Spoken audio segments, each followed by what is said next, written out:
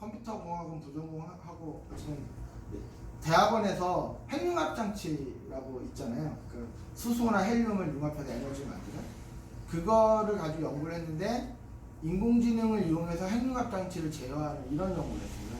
그때 했던 경험이 이제 지금 일하고 관련이 되고요. 그리고 뭐 중간에 경영대학원 한번 짧게 다녔었고, 근데 저는 2002년에 벤처 창업을 한번 했었어요. 2002년에. 근데 4년 만에 망했습니다. 제가 2005년 연말에. 그래서 이제 뭐 실력이 없어서 망한 건데, 그때 이제 제가 뭘 했냐면 2003년에 배달의 민족하고 똑같은 걸 만들었고, 2004년에 그 페이스북 기능의 상당 부분과 유사한 이제 모바일 블로그를 만들었죠. 근데 뭐 어떻게 보면은 너무 빨리 그런 걸 한 건데, 사실은 저는 그게 실력이 없는 거라고 봐요. 왜냐면 우리가 이제 클럽에 소위 이제 나이 있으신 분들이 표현하시는 나이트 클럽에 밤 11시쯤에 가야 뭐가 되는데 오후 1시쯤에 가서 미친듯이 춤추다 오후 5시에 탈진하는 거죠. 그러니까 너무 빨리 뛰어들었다는 얘기는 이게 좀 그런 시대가 올 거라는 건 예측했지만 얼마나 빨리 올지 얼마나 오래 걸지 이런 거에 대한 감이 없었다는 뜻이기 때문에 그게 실력이 없다는 얘기예요. 그래서 저는 이제 그때 실패했고 그때 생긴 빚을 갚는데 6년이 걸렸어요. 6년이 걸렸고 제가 이제 LG와 삼성 등을 이제 직장생활 10년 하면서 다시 많이 배우고 절치부심해서 다시 준비해서 지금 이 회사는 2015년에 두 번째로 만든 회사예요. 두 번째로 만든 회사고 저희 회사는 인공지능 그 중에서도 특히 머신러닝 특히 딥러닝에 아주 특화되어 있는 회사고 저희 회사가 1년 내내 하는 일의 100%는 인공지능과 관련된 일입니다. 인공지능하고 관련 없는 일은 아무리 매출이 크고 뭐 조건이 좋아도 저희는 하지 않는 그런 고집스러운 원칙을 갖고 인공지능하고 관련된 일만 하다 보니까 좀 어려움이 많아요. 왜냐면 고객이 최근에 이런 일이 있었어요. 그러니까 KT 진이라는 회사 KT죠. 거기에 이제 뭐가 있었냐면은 그 미국의 넷플릭스를 약간 흉내내가지고 모바일 VOD가 있잖아요. 그래서 이제 사용자들한테 좋은 모바일 VOD를 추천해주는 그런 서비스를 만들고 싶다는 거죠. 그래서 어떻게 저희를 아셔가지고 니네가 좀 그 일을 해주면 좋겠다라고 개발 기간도 되게 짧았고 매출도 적지 않고 크고 이런데 저희가 미팅을 몇 번 하고 살펴보니까 이분들이 이미 염두에 두고 있는 추천 알고리즘이 정해져 있었어요. 그래서 저희 안 한다 그랬어요. 근데 그거는 인공지능 프로젝트가 아니게 되고 있기 때문에 그래서 거기에서는 되게 놀라 하시는 거죠. 너희같이 조그만 회사가 이거 하면은 돈인데 왜 안 한다고. 그거는 이제 저희는 인공지능하고 관련된 일에 매진해서 그쪽에 전문성을 쌓는 게 회사의 원칙이기 때문에 이번 건은 인공지능이 일단 아니다. 그래서 생각하고 계시는 알고리즘으로 구현하시고 차후에 그런 게 필요하시면 좀 하겠다라고 말씀드리면 저희는 빅데이터란 무엇인가? 빅데이터란 말을 못 들어보신 분 지금까지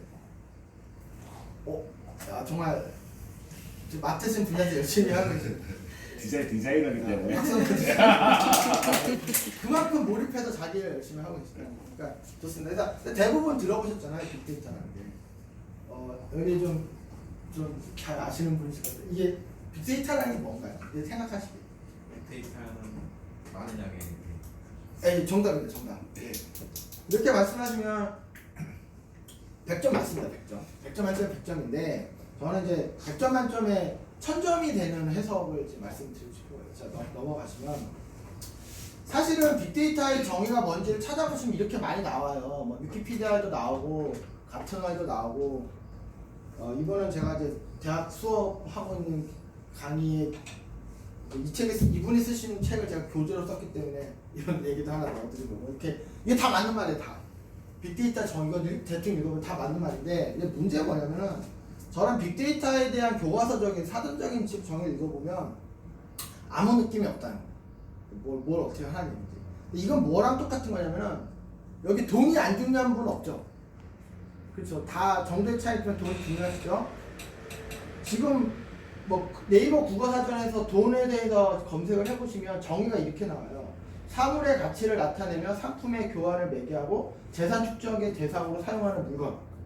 이걸 딱 읽어보시면 돈을 모으라는 건지 말라는 건지 뭐 아무 느낌이 없잖아요. 그러니까 빅데이터에 대한 이런 정의가 딱 이런 식의 정의란 뜻이에요.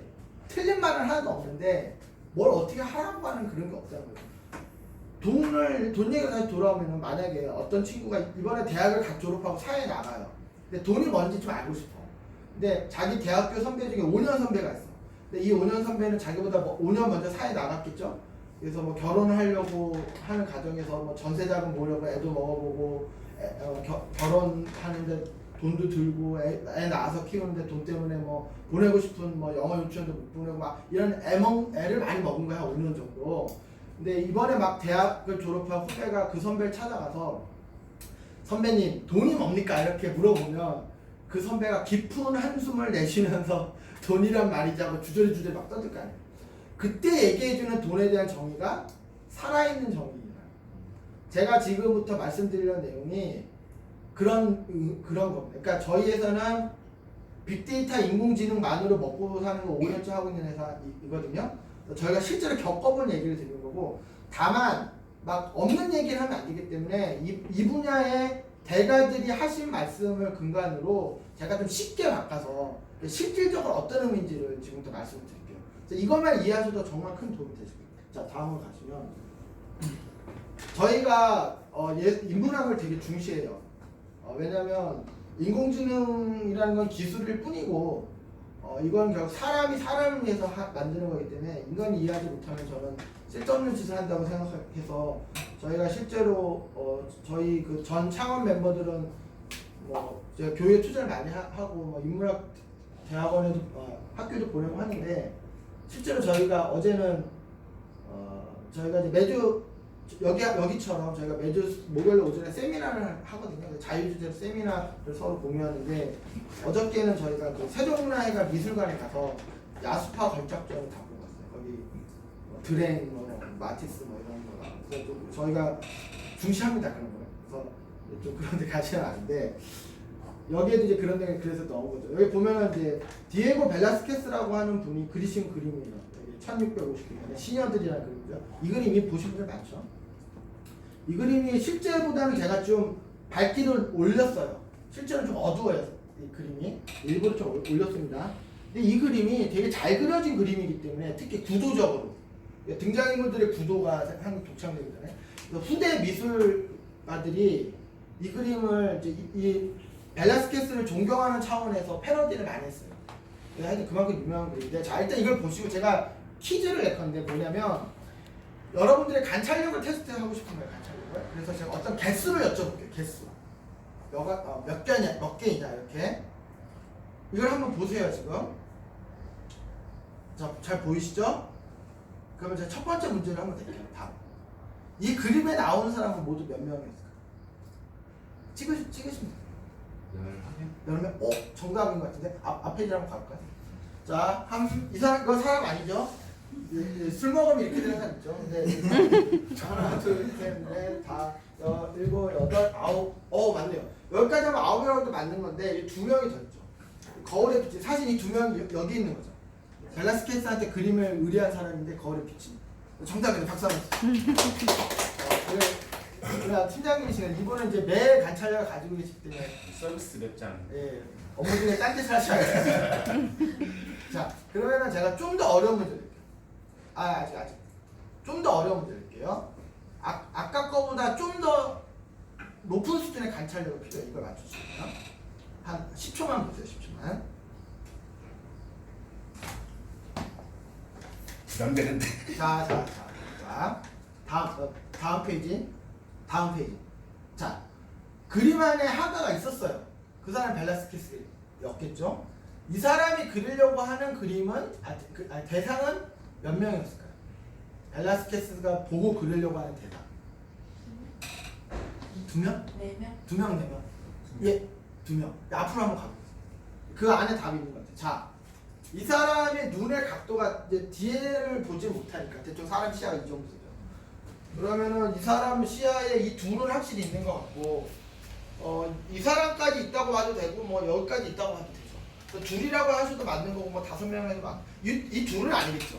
벨라스케스 시야에. 근데 또 자세히 보면은 그림 그리기 싫다. 오늘 빨리 퇴근하고 싶다. 이제 멍 때리는 걸로 보여서 0명이라고 해도 또 됩니다. 그렇죠? 자, 마지막 문제. 진짜 이거를 맞춘 분은 한 명도 제가 못 찾았어요. 지금까지. 이거를 거의 4년째 이렇게 문제 비슷하게 되는데 마지막 문제. 맞힌 분은 오늘 이거 안 들으시고 돌아가서 자리로 가서 유튜브 보시면 돼요. 진짜 이거 맞히시면 돼요. 이거 들으실 필요가 없어요. 이거. 그건 마지막 문제. 이제 이 그림 외우시겠죠? 이거 꿈에 나오죠. 자, 마지막 문제. 제가 드릴게요. 마지막 문제. 다음 페이지. 잠깐 한 번만 더. 아니야, 다음 페이지. 뭐 이런 문제도 낼 수 있는데 일단 건너뛰고요. 그러니까 벨라스케스 쳐다보는 사람 몇 명이 이런 문제도 있을 수 있는데 다음 페이지. 이거예요, 이거. 벨라스케스 그림 안에 액자에 담겨 있는 그림들이 있었어요. 그게 모두 몇 점이었어요? 잠깐. 그림 안에 저 벨라스케스 그림 안에 그림이 있는지도 몰랐던 분도 계시는 반면에 그게 있는 건 당연히 알고 있고 그게 몇 점인지 거의 맞춘 분도 계시죠. 이게 무슨 차이냐면 벨라스케스 그림 안에 있는 그림의 개수를 잘 맞히신 분은 좀 자폐적 성향이 강하십니다. 그게 안 좋다는 뜻이 아닙니다. 그게 안 좋다는 뜻이 무슨 얘기냐면은 사실 자폐다 정상이다가 1과 0처럼 딱 끊어지는 게 아니고 자폐 스펙트럼이 있어요. 그래서 우리 이제 소위 정상이라는 사람들은 어려서부터 계속 그런 쪽으로 훈련을 받은 거예요. 그러니까 사람이 중요하다. 그러니까 뭐 사람이 몇 명인지를 먼저 파악해야 된다. 누가 누굴 쳐다보고 있는지 먼저 파악해야 된다. 누가 누굴 싫어하는 것 같은지 파악해야 된다. 그런 게 중요하다라는 사회적 훈련을 받은 거고 그렇지 않은 쪽에 있는 사람들은 그냥 자기가 중요한 거를 먼저 보는 거예요. 내가 생각하기에 중요한 게 먼저 눈에 들어오고. 그래서 아까 맨 처음에도 다 빅데이터라는 거 다 들어봤던 건데 안 들어보셨다고 하시는 거는 자기 생각에는 관심이 없으니까 그냥 그거보다 더 중요한 걸 보신 거예요. 그러니까 나름의 독특한 그런 그 뷰가 있으신 거예요. 그게 이제 디자인 쪽에서 일할 때 분명히 장점이 됐을 텐데 그러니까 이 사람들이 보기에는 이 사람들이 이상하죠. 아니 왜 너는 의자 개수부터 세고 있고 사람 수를 먼저 세야지 액자 개수를 세냐. 이상하죠. 근데 또 이 사람들은 저 사람들이 이상한 거예요. 아니 왜 사람부터 세냐? 액자 개수가 더 중요할 수도 있는 풍경인데. 근데 컴퓨터는 양쪽 다 이상한 거죠. 왜냐하면 컴퓨터는 다 셀 수 있잖아요. 여기에서 빅데이터 얘기가 나와요. 사람은 선택적으로 볼 수밖에 없다는 거예요. 근데 컴퓨터는 그렇지 않다는 거예요. 다음 페이지 보시면 저는 이 말에 대해서 항상 들을 때마다 오해를 많이 하는데 인간이 정말 객관적이습니다. 불가능합니다. 불가능. 그래서 사실 뭐 우리 어디 가서 정치 얘기는 하면 안 되는 거지만 뭐 하도 이렇게 이슈니까 뭐 조국 사태에 대해서 아시잖아요. 그러면은 뭐 그 막 이렇게 여러 정보를 취합해서 의견을 내시는데 그냥 다 이쪽이나 저쪽이나 객관적인 건 아닌 거예요. 그러니까 솔직하게 그냥 본인이 보고 싶은 걸 보는 거예요. 그러니까 그게 틀렸다는 게 아니고 그게 인간인 거고 그게 인간의 장점일 수도 있는 거죠. 우리는 절대로 객관적일 수가 없어요. 왜냐하면 다음 걸 보시면 선행 연구에 의하면 일단 20분 지나고 중간에 한번 쉬는 시간 가질게요. 이게 선행 연구에 의하면 인간은 하루 종일 내가 작정하고 공부하지 않아도 막 영어 단어 외우고 이런 식으로 안 해도 아침에 일어나서 출근 준비해서 출근해서 여기 오셨고 또 열심히 일하시다가 저녁에 친구 만나고 집에 가시고 이렇게 일상을 보내시면은 그 하루 동안 우리가 5가지 감각기관 시각, 청각, 후각 뭐 그렇죠. 지금 뭐 시원하다고 느낄 수도 있고 그렇잖아요. 이 5가지 감각기관으로 무려 14GB를 우리가 받아들이게 돼 있다. 평균적으로. US 16GB 메모리 하나 꽉 찰 만큼. 내가 막 데이터를 수집하려고 막 용을 쓰지 않아도 지금 여기 계신 분들의 표정이나 이런 게 저한테 시각 데이터 막 들어오잖아요. 근데 이거의 75%는 시각이에요. 시각. 무려 10GB. 근데 이 10GB라는 것도 들어오는 시각 데이터를 200분의 1로 압축해서 받아들였을 때 10GB고 우리가 고해상도 사진을 우리 눈으로 바로 집어넣는다고 이렇게 테라바이트급이 되겠죠. 근데 좀 줄여서 보수적으로 잡아도 우리가 하루에 10GB의 시각 데이터를 받아들입니다. 근데 이 10GB의 엄청난 양의 시각 데이터 중에 아주 극소수만 우리의 단기 기억으로 들어가요. 그리고 또 그 중에 아주 극소수만 꿈을 통해서 버려줄 건 버려주고 기존 기억과 결합될 건 결합해서 장기 기억으로 넘어가고 그게 비로소 우리가 기억한다 라는 게 돼요. 그래서 우리가 매일 받아들이는 14GB 중에 우리가 기억한다라고 말할 수 있는 거는 1MB는 안 돼요. 그러면 비율이 적은 것도 문제지만 그 과정에서 우리는 필연적으로 선택을 할 수밖에 없어요. 아까 밸런스 케이스 그림을 탁 드렸을 때 그렇기 때문에 사람밖에 먼저 살 수밖에 없는 거예요. 우리는 다 받아들일 수가 없기 때문에 우리 생각이 중요한 게 사람이다. 그렇죠? 근데 컴퓨터는 안 그렇다는 겁니다. 컴퓨터는 그냥 밸런스 케이스 하나 주면 그냥 다 가져가는 거예요. 다음 페이지. 이걸로 사실 오늘 드리는 말씀이 다 설명이 돼요. 그래서 요거만 기억하시면 사실 끝납니다. 이거만 기억하시면 끝납니다. 그래서 데이터가 100개 정도 발생하면 그 100개의 데이터 중에 인포메이션을 우리가 선별했어요. 그러니까 인포메이션이라는 거는 이게 좀 중요하고 뭔가 의미가 있고 쓸모가 있을 것 같은 데이터. 이게 인포메이션이에요. 그러니까 이거는 뭐냐면 제가 이제 대학을 다닐 때 저랑 같이 대학을 다니는 학교의 학우들의 핸드폰 번호죠. 그게 100개. 그 중에서 제가 좀 관심이 있는 10명의 학우의 핸드폰 번호가 인포메이션이죠. 이 인포메이션 10개는 내가 외울 수도 있고 핸드폰에 저장할 수도 있지만 나머지 90개의 데이터는 그러고 싶지 않죠. 네, 별로 외우고 싶지 않죠. 뭐 이런 거죠. 그렇게 우리가 전체 데이터를 일부 인포메이션으로 선별하는 걸 항상 한다는 거예요. 그렇죠? 그런 식으로 우리는 항상 하고 있다는 거죠. 그런데 인포메이션을 수집하는 과정에서 사람이 개입해서 사람의 어떤 기준과 판단으로 인포메이션인지 아닌지를 선별하잖아요. 이거를 잘 해주도록 도와주는 기술, 그리고 이렇게 선별된 인포메이션을 잘 저장해서 잘 분석해서 잘 활용하도록 하는 기술, 이게 잘 되도록 도와주는 전반적인 기술이 우리가 습관적으로 말하는 IT랍니다. 인포메이션 테크놀로지. 인포메이션을 잘 수집하고 인포메이션을 잘 저장하고 잘 관리하고 인포메이션을 잘 분석해서 뭐 결과를 내고 뭐 어떤 패턴을 찾아내는 이게 우리가 그냥 습관적으로 말하는 IT 인포메이션 테크놀로지. 이게 잘 되도록 해보자라는 게 1980년대부터 시작된 3차 산업혁명이고 그게 바로 정부화 혁명이에요. 여기 계신 분들 중에 많은 분들은 이제 정부화 혁명이 시작된 이후에 태어나셨기 때문에 그게 당연한 세상에 살고 계시거든요. 근데 그럼 지금은 어떤 세상이냐? 지금은 데이터가 발생하면 인포메이션인지 아닌지 따져서 줄이는 걸 하지 말자는 거예요. 데이터가 발생하면 그 데이터를 전부 다 일단 가지고 있잖아요. 근데 그게 또 기술적으로 가능해졌어요. 왜냐면 뭐 AWS 클라우드 같은 그런 클라우드 서비스들이 보편화되면서 데이터를 저장하는 게 예전에 비해서 되게 저렴해졌고 보안 문제라든지 이런 것도 예전보다 관리하기 쉬워졌어요. 그래서 발생하는 전체 데이터를 굳이 인포메이션으로 추리지 말고 다 가지고 있잖아요. 근데 현실적으로 이 발생하는 데이터의 약 80%는 인터넷에서 오죠. 요즘은 그러니까 뭐 SNS 같은 그런 데서 오는 거고 나머지 20% 정도는 IoT, M2M이라는 게 결국 다 센서잖아요. 결국 다 센서거든요. 그러니까 센서로부터 옵니다. 그래서 인터넷에도 오는 데이터도 있고 센서에도 오는 데이터도 있는데 그런 방대한 데이터가 쏟아져 들어오면 지금은 인포메이션인지 아닌지 거리지 말고 일단 다 가지고 있잖아요. 그런 다음에 이 전체 데이터를 사람의 판단력으로 분석하는 게 아니고 인공지능을 이용해서 분석해서 놀랄만한 성과를 내보자 라는 겁니다. 그래서 전체 데이터를 수집하고 이 데이터를 인공지능을 위해서 분석하는 이걸 잘 되도록 하는 전반적인 기술이 바로 데이터 테크놀로지 DT이고 이게 전반적으로 잘 되도록 해보자라는 게 바로 4차 산업. 그러면 밑에 거랑 위에 거랑 차이가 뭐냐? 아주 큰 차이가 있어요. 밑에 거는 인포메이션을 가지고 뭘 해보자라는 거고 위에 거는 데이터를 가지고 뭘 해보자라는 거예요. 근데 이게 왜 차이가 있냐면 이런 거예요. 제가 아까 저랑 같이 대학을 다닌 여학우들의 핸드폰을 얘기했지만 나이가 한참 들어서 40대가 되고 정신을 차려보니 내 아내가 여기에 있던 경우가 아니고 여기에 있던 경우가 더 많죠.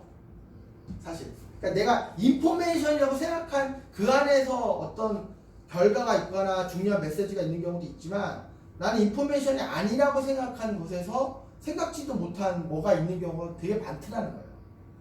그래서 우리가 인포메이션만 가지고 뭔가를 하면 놓치는 것이 이걸 전부를 가지고 이 작업을 하면 놓치지 않는다는 거예요. 그래서 우리가 여기서 말하는 이 데이터를 전체 데이터를 빅데이터라고 부르는 거예요. 빅데이터. 그러니까 인포메이션으로 거르지 않은 전체 데이터. 이걸 빅데이터라고 부르는 거예요. 근데 사실은 저희가 생각하기에는 빅데이터라는 표현보다는 all 데이터라는 표현이 더 맞아요, 사실. 발생한 데이터를 인포메이션으로 줄이지 않고 다 가지고 있겠다. all 데이터.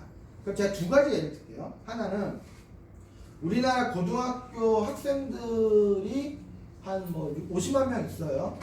이 친구들에 대한 데이터가 15개 정도가 있다고 가정을 해볼게요. 10억 개 데이터 중에서 어떤 연구자가 한 1억 개의 데이터를 선별했어요. 그러면 데이터가 무려 1억 개나 되죠. 이거 빅데이터인가요? 왜 아니죠? 그렇죠. 그거예요. 데이터 개수는 1억 개나 되지만 인포메이션이라는 거예요. 왜냐하면 어떤 기준으로 선별했기 때문에. 반면에 포항제철 용광로에 보면 그 용광로가 한 번 꺼지면 이거 다시 가스레인지가 아니기 때문에 다시 키는데 일주일 정도 걸린단 말이에요. 그래서 여기 같이 일하시는 뭐 MIQ 솔루션에서도 그런 거 되게 중시하고 하시는데, 그러다 보니까 이제 되게 많은 센서가 거기 붙어 있어요. 그 중에 하나가 온도 센서죠. 기본적으로 그건 있습니다. 근데 10분에 한 번씩 온도 센서가 온도값을 가져와요. 그러면 1시간에 6개밖에 안 되죠. 하루 종일 해봐야 뭐 70. 얘네 암산 잘했네. 시사업성이거든. 뭐 한 80개인데 되는 그렇게 되죠. 80개예요, 80개. 일주일에 해봐야 한 500개 되죠. 근데 그 500개의 센서 값, 10분마다 들어온 센서 값을 그냥 다 가지고 있다. 이건 빅데이터입니까? 아닙니까? 그쵸? 개수가 500개밖에 안 되지만 빅데이터라. 왜냐면 걸르지 않았기 때문에. 이게, 자, 그럼 이전엔 어떻게 했느냐? 온도값이 들어오면 상하실 근무자가 보고 이게 무의미한 거면 넘기고, 이게 메시지가 있으면 옮겨줬고, 이게 또 중요한 온도값이면 어디다 저장하고, 이렇게 인포메이션을 다 선별해왔다는 거예요. 근데 들어오는 대로 쓸모없어 보여도 다 일단 가지고 있자. 그렇게 해서 500개밖에 안 되지만 거기서부터 걔는 빅데이터라는 거예요. 이게 엄청난 차이가 있어요. 그러면은 개수가 아니라는 거죠. 개수가 아니라는 거죠. 인간이 선별했느냐 아니냐, 이게 핵심이요. 그러면 선별 안 한 게 왜 중요하냐면 이제 이런 경우가 있어요. 자, 이걸 이해해 볼게요.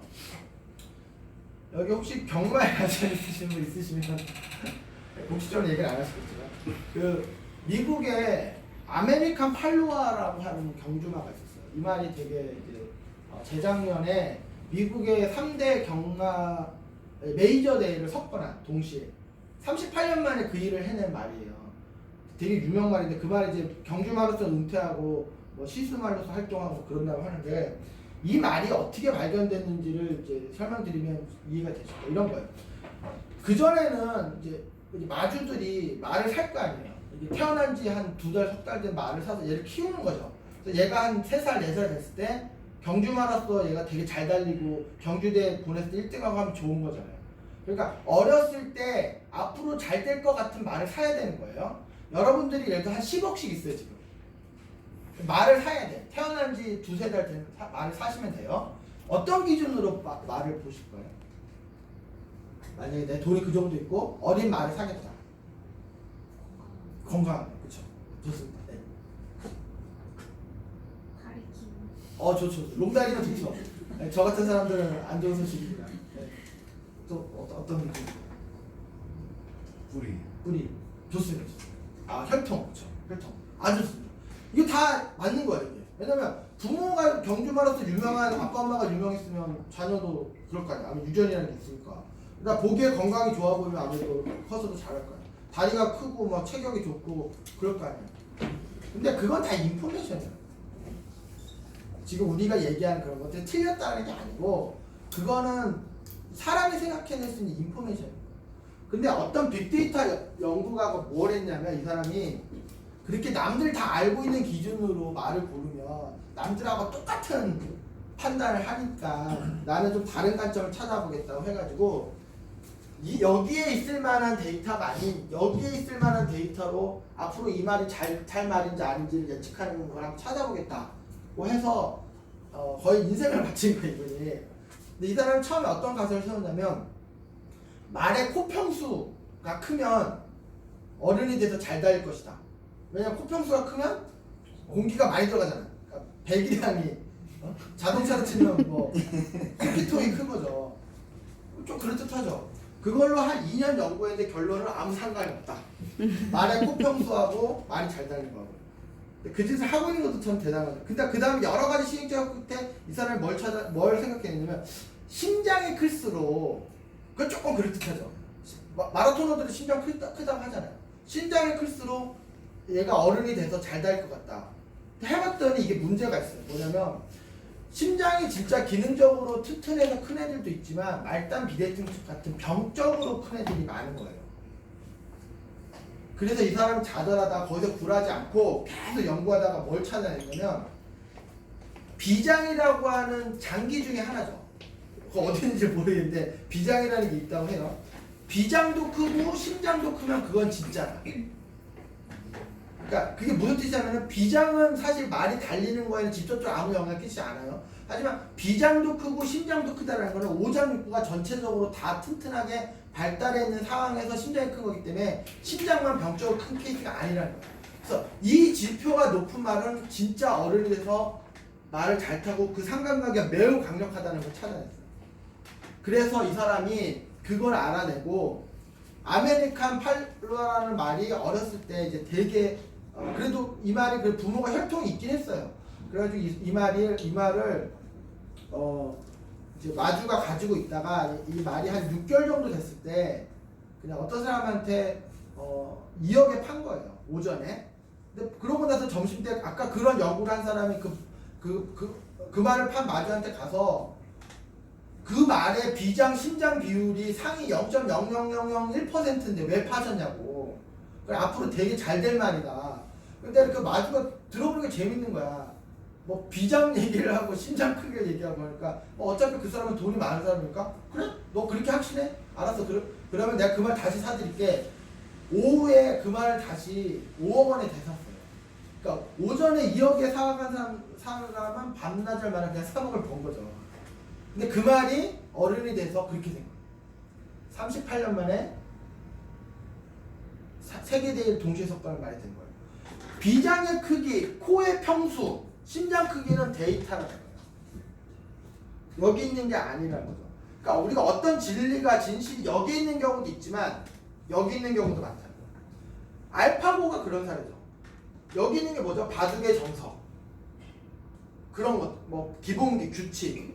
그래서 알파고가 제가 알파고 6대국 다 라이브로 다 봤는데 세 번째 대국인가에서 그 180 몇 수가 정말 이상하게 두는 수가 있었어요. 그래서 그 해설하는 사람들이 이거는 봐도 구급도 안 하는 거다. 이거 애가 봐도 아예 몰라서 그러는 거다. 근데 경기를 끝까지 가고 보니까 그게 신의 한 수였던 거예요. 그게 여기 있던 거예요.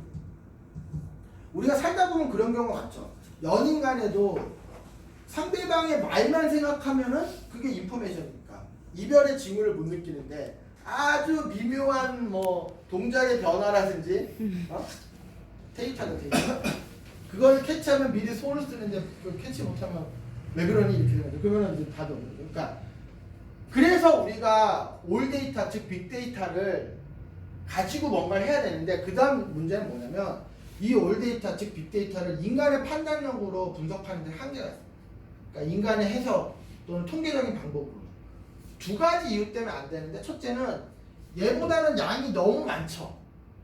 그래서 통계로 돌린다든지 인간이 일일이 다 보고 해석하기 힘들기도 해요. 근데 그거는 사실 근본적인 문제는 아니야. 시간을 많이 들인다면 커버할 수 있으니까. 근데 사실 더 큰 문제는 이거예요. 알고 봤더니 우리가 인포메이션을 선별할 때 향후에 우리가 적용하려고 하는 논리를 염두에 두고 선별했다. 그러니까 학생들이 근데 바다에다가 상어를 집어넣으니까 이제 막 그 상어로서의 그 능력이 나오는 그런 관계죠. 반대로 빅데이터도 빅데이터를 AI로 가지고 분석하지 않고 그냥 빅데이터를 우리가 해오던 통계적인 방법이나 인간의 분석력으로 이렇게 다루면은 별로 다르지가 않아요. 그러니까 그런 느낌이 가지시면 계실 텐데 기존의 데이터 처리랑 뭐가 다르지? 기존의 통계 처리랑 뭐가 다르지? 그냥 데이터가 많은 거 빼고 그렇게 느끼셨다면 정확하게 느끼시는 거예요. 마찬가지예요. 이 둘이. 그러니까 제가 어딜 다녀보면 빅데이터 얘기만 시커나 하는 데가 있어요. 그러면 그 빅데이터를 제대로 이해를 못했다는 거고 반대로 빅데이터 얘기를 하지 않고 인공지능만 얘기하는 회사는 그냥 기술만 얘기하고 있다는 거예요. 그래서 이 두 가지 얘기가 같이 나올 수밖에 없다는 거고 다음 페이지 볼게요. 이제 많은 부분들이 오해하는 게 인공지능이라는 건 무척 큰 범위예요. 제가 아까도 얘기했지만 사실은 이게 한 15가지 학문이 결합된 겁니다. 그래서 뭐 철학, 인지학, 신경학, 신경뇌학, 뭐 심리학, 컴퓨터학, 수학통 이런 게 다. 그래서 사실은 인공지능 전문에서는 말은 없어요. 그 15가지 학문이 결합된 분야 어떻게 다 해요? 그런 건 없고요. 그 중에 하나가 머신러닝이라는 하는 분야예요. 근데 이 머신러닝 기법이 한 100가지가 있거든요. 그 100가지 중에 하나가 딥러닝이에요.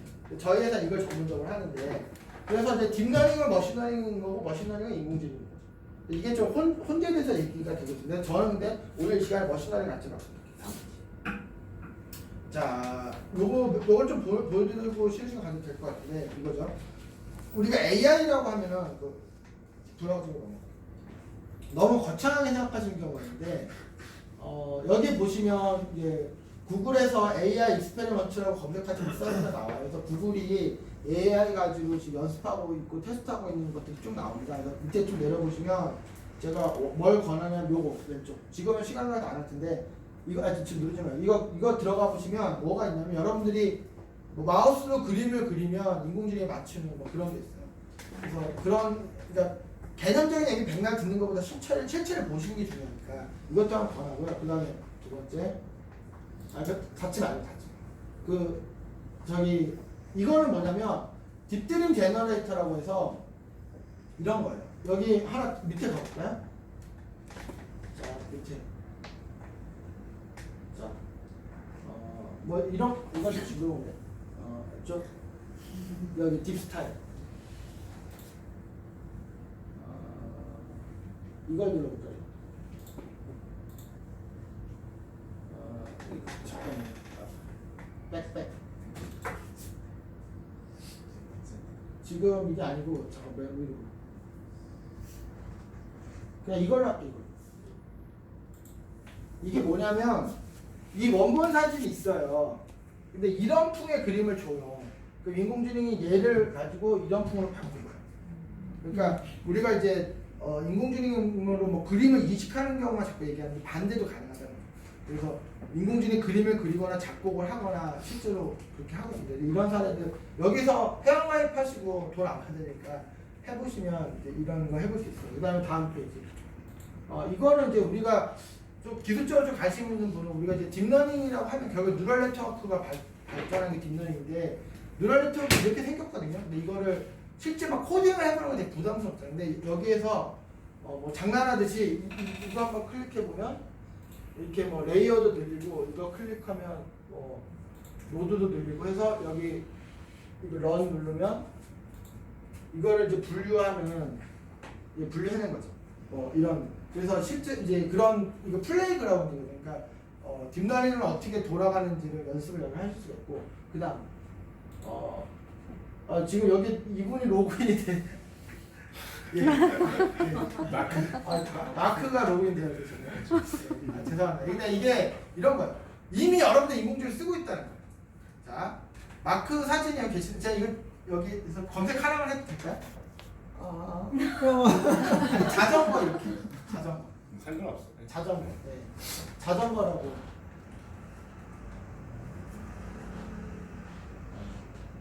아마 자 보세요. 자 이렇게 할게요. 마크가 사진을 찍어서 올릴 때 이거는 자전거가 포함된 사진이야 아니야라고 그렇게 막 적은 적은 없죠. 그냥 찍은 거 올리신 거죠. 네. 그런데 인공지능이 그 짧은 시간 동안 자전거가 포함된 사진과 그렇지 않은 사진을 찾아낸 거예요. 그래서 자전거가 포함된 사진을 이렇게 쭉 올려준 거죠. 그렇죠. 이거가 쉬운 일이 아니잖아요. 그러니까 우리가 이미 그런 세상 살고 있는 거예요. 그럼 넘어갈게요. 이건 닫죠. 이거는 걔네죠.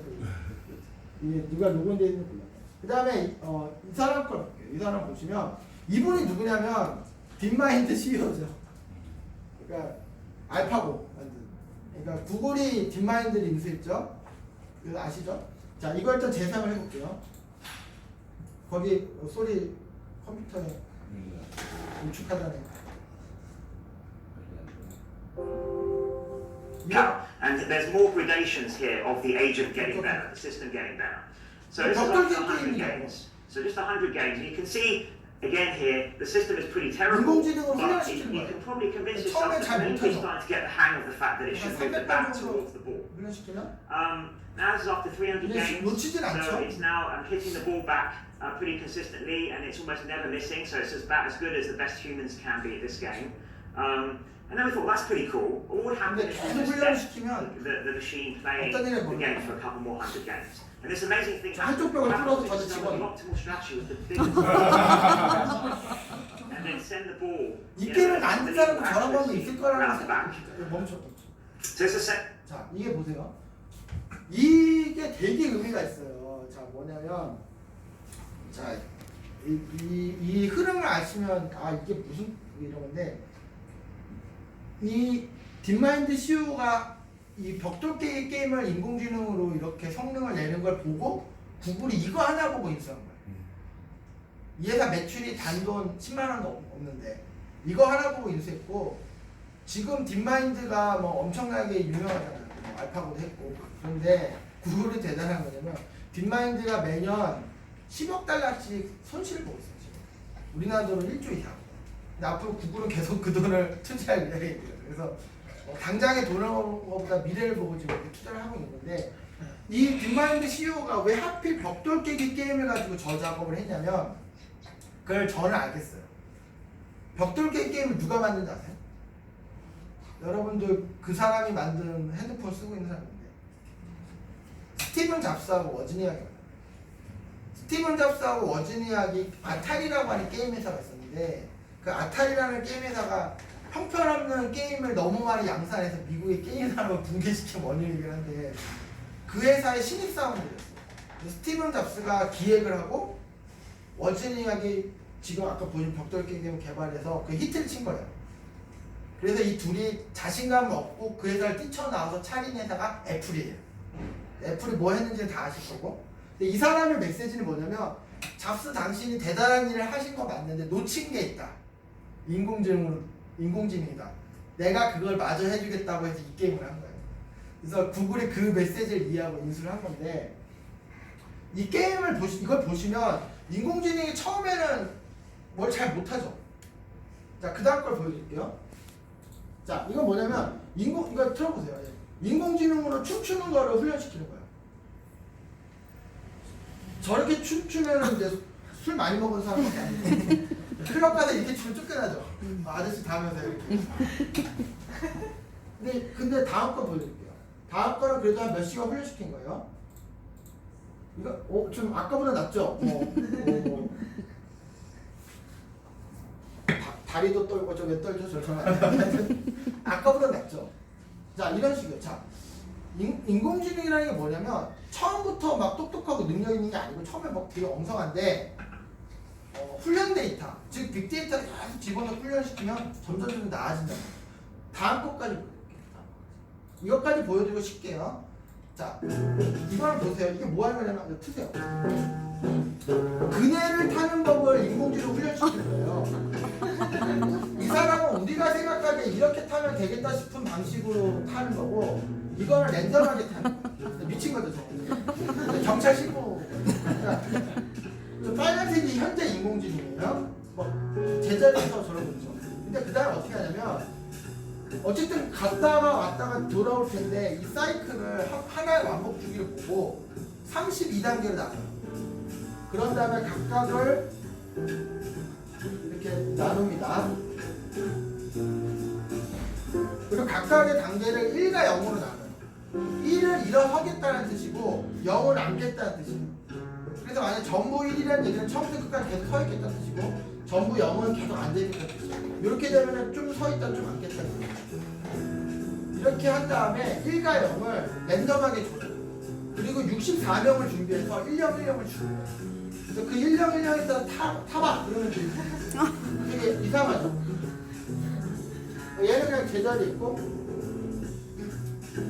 근데 이렇게 그런데 이 중에서 어쨌든 그나마 좀 잘 타는 애들이 있다는 거예요. 상대적으로. 그 4명을 뽑아서 그 4명들의 1령 1령을 섞어요. 그래서 다음 세대 1령 1령을 만들고, 그 과정에서 일부러 돌연변이도 넣고 막 여러 가지 기법을 좀 넣어서 다음 세대를 만들어요. 그러니까 제너레이션 2 이렇게. 지금 아직 1세대예요. 2세대, 3세대, 4세대, 5세대 이런 식으로 계속 내려가는 거예요. 그럼 1년 1년 계속 뛰죠. 좀 잘 탄 애들의 1년 1년만 뽑아줘서 보여줄게요. 한 8세대 정도 되면 좀 앞으로 오죠 좀.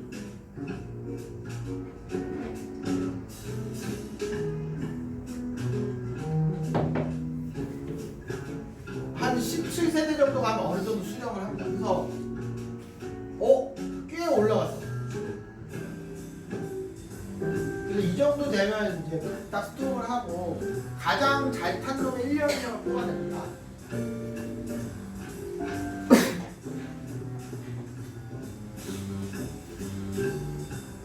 그게 이거예요.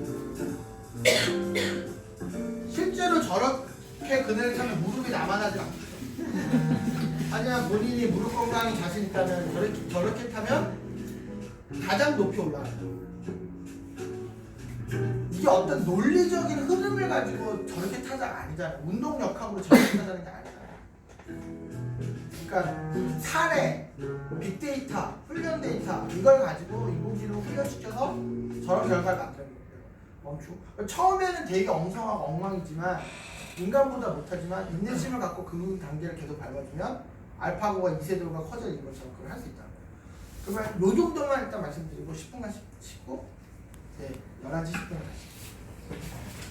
이거 깨기 위한 암호해독기 이니그마 그거가 인공지능 시력을 살짝 봐야 되고 최근에 영국에서 이제 그 지폐 우리를 치면 5만원권 제일 비싼 고액권에 이제 엘린 튜닝 박사 얼굴이 들어간 거고 그 사람의 이제 또 업적을 제대로 인정을 해준다는 거죠. 그러니까 사실 이제 1940년부터 쭉 인공지능이 발전하다가 한 1980년대 무렵에 그 전문가 시스템이라는 거하고 머신러닝이라는 게 이제 같이 나타났어요.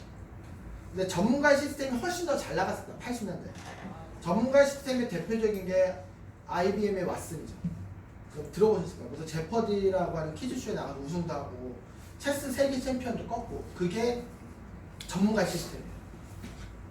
전문가 시스템이 머신러닝보다 훨씬 앞서 나갔어요. 1980년대에는. 그런데 그래서 뉴럴 네트워크를 하던 사람들이 컴퓨터 공학을 하던 친구들이 다 도망갔어요. 돈 내는 쪽으로.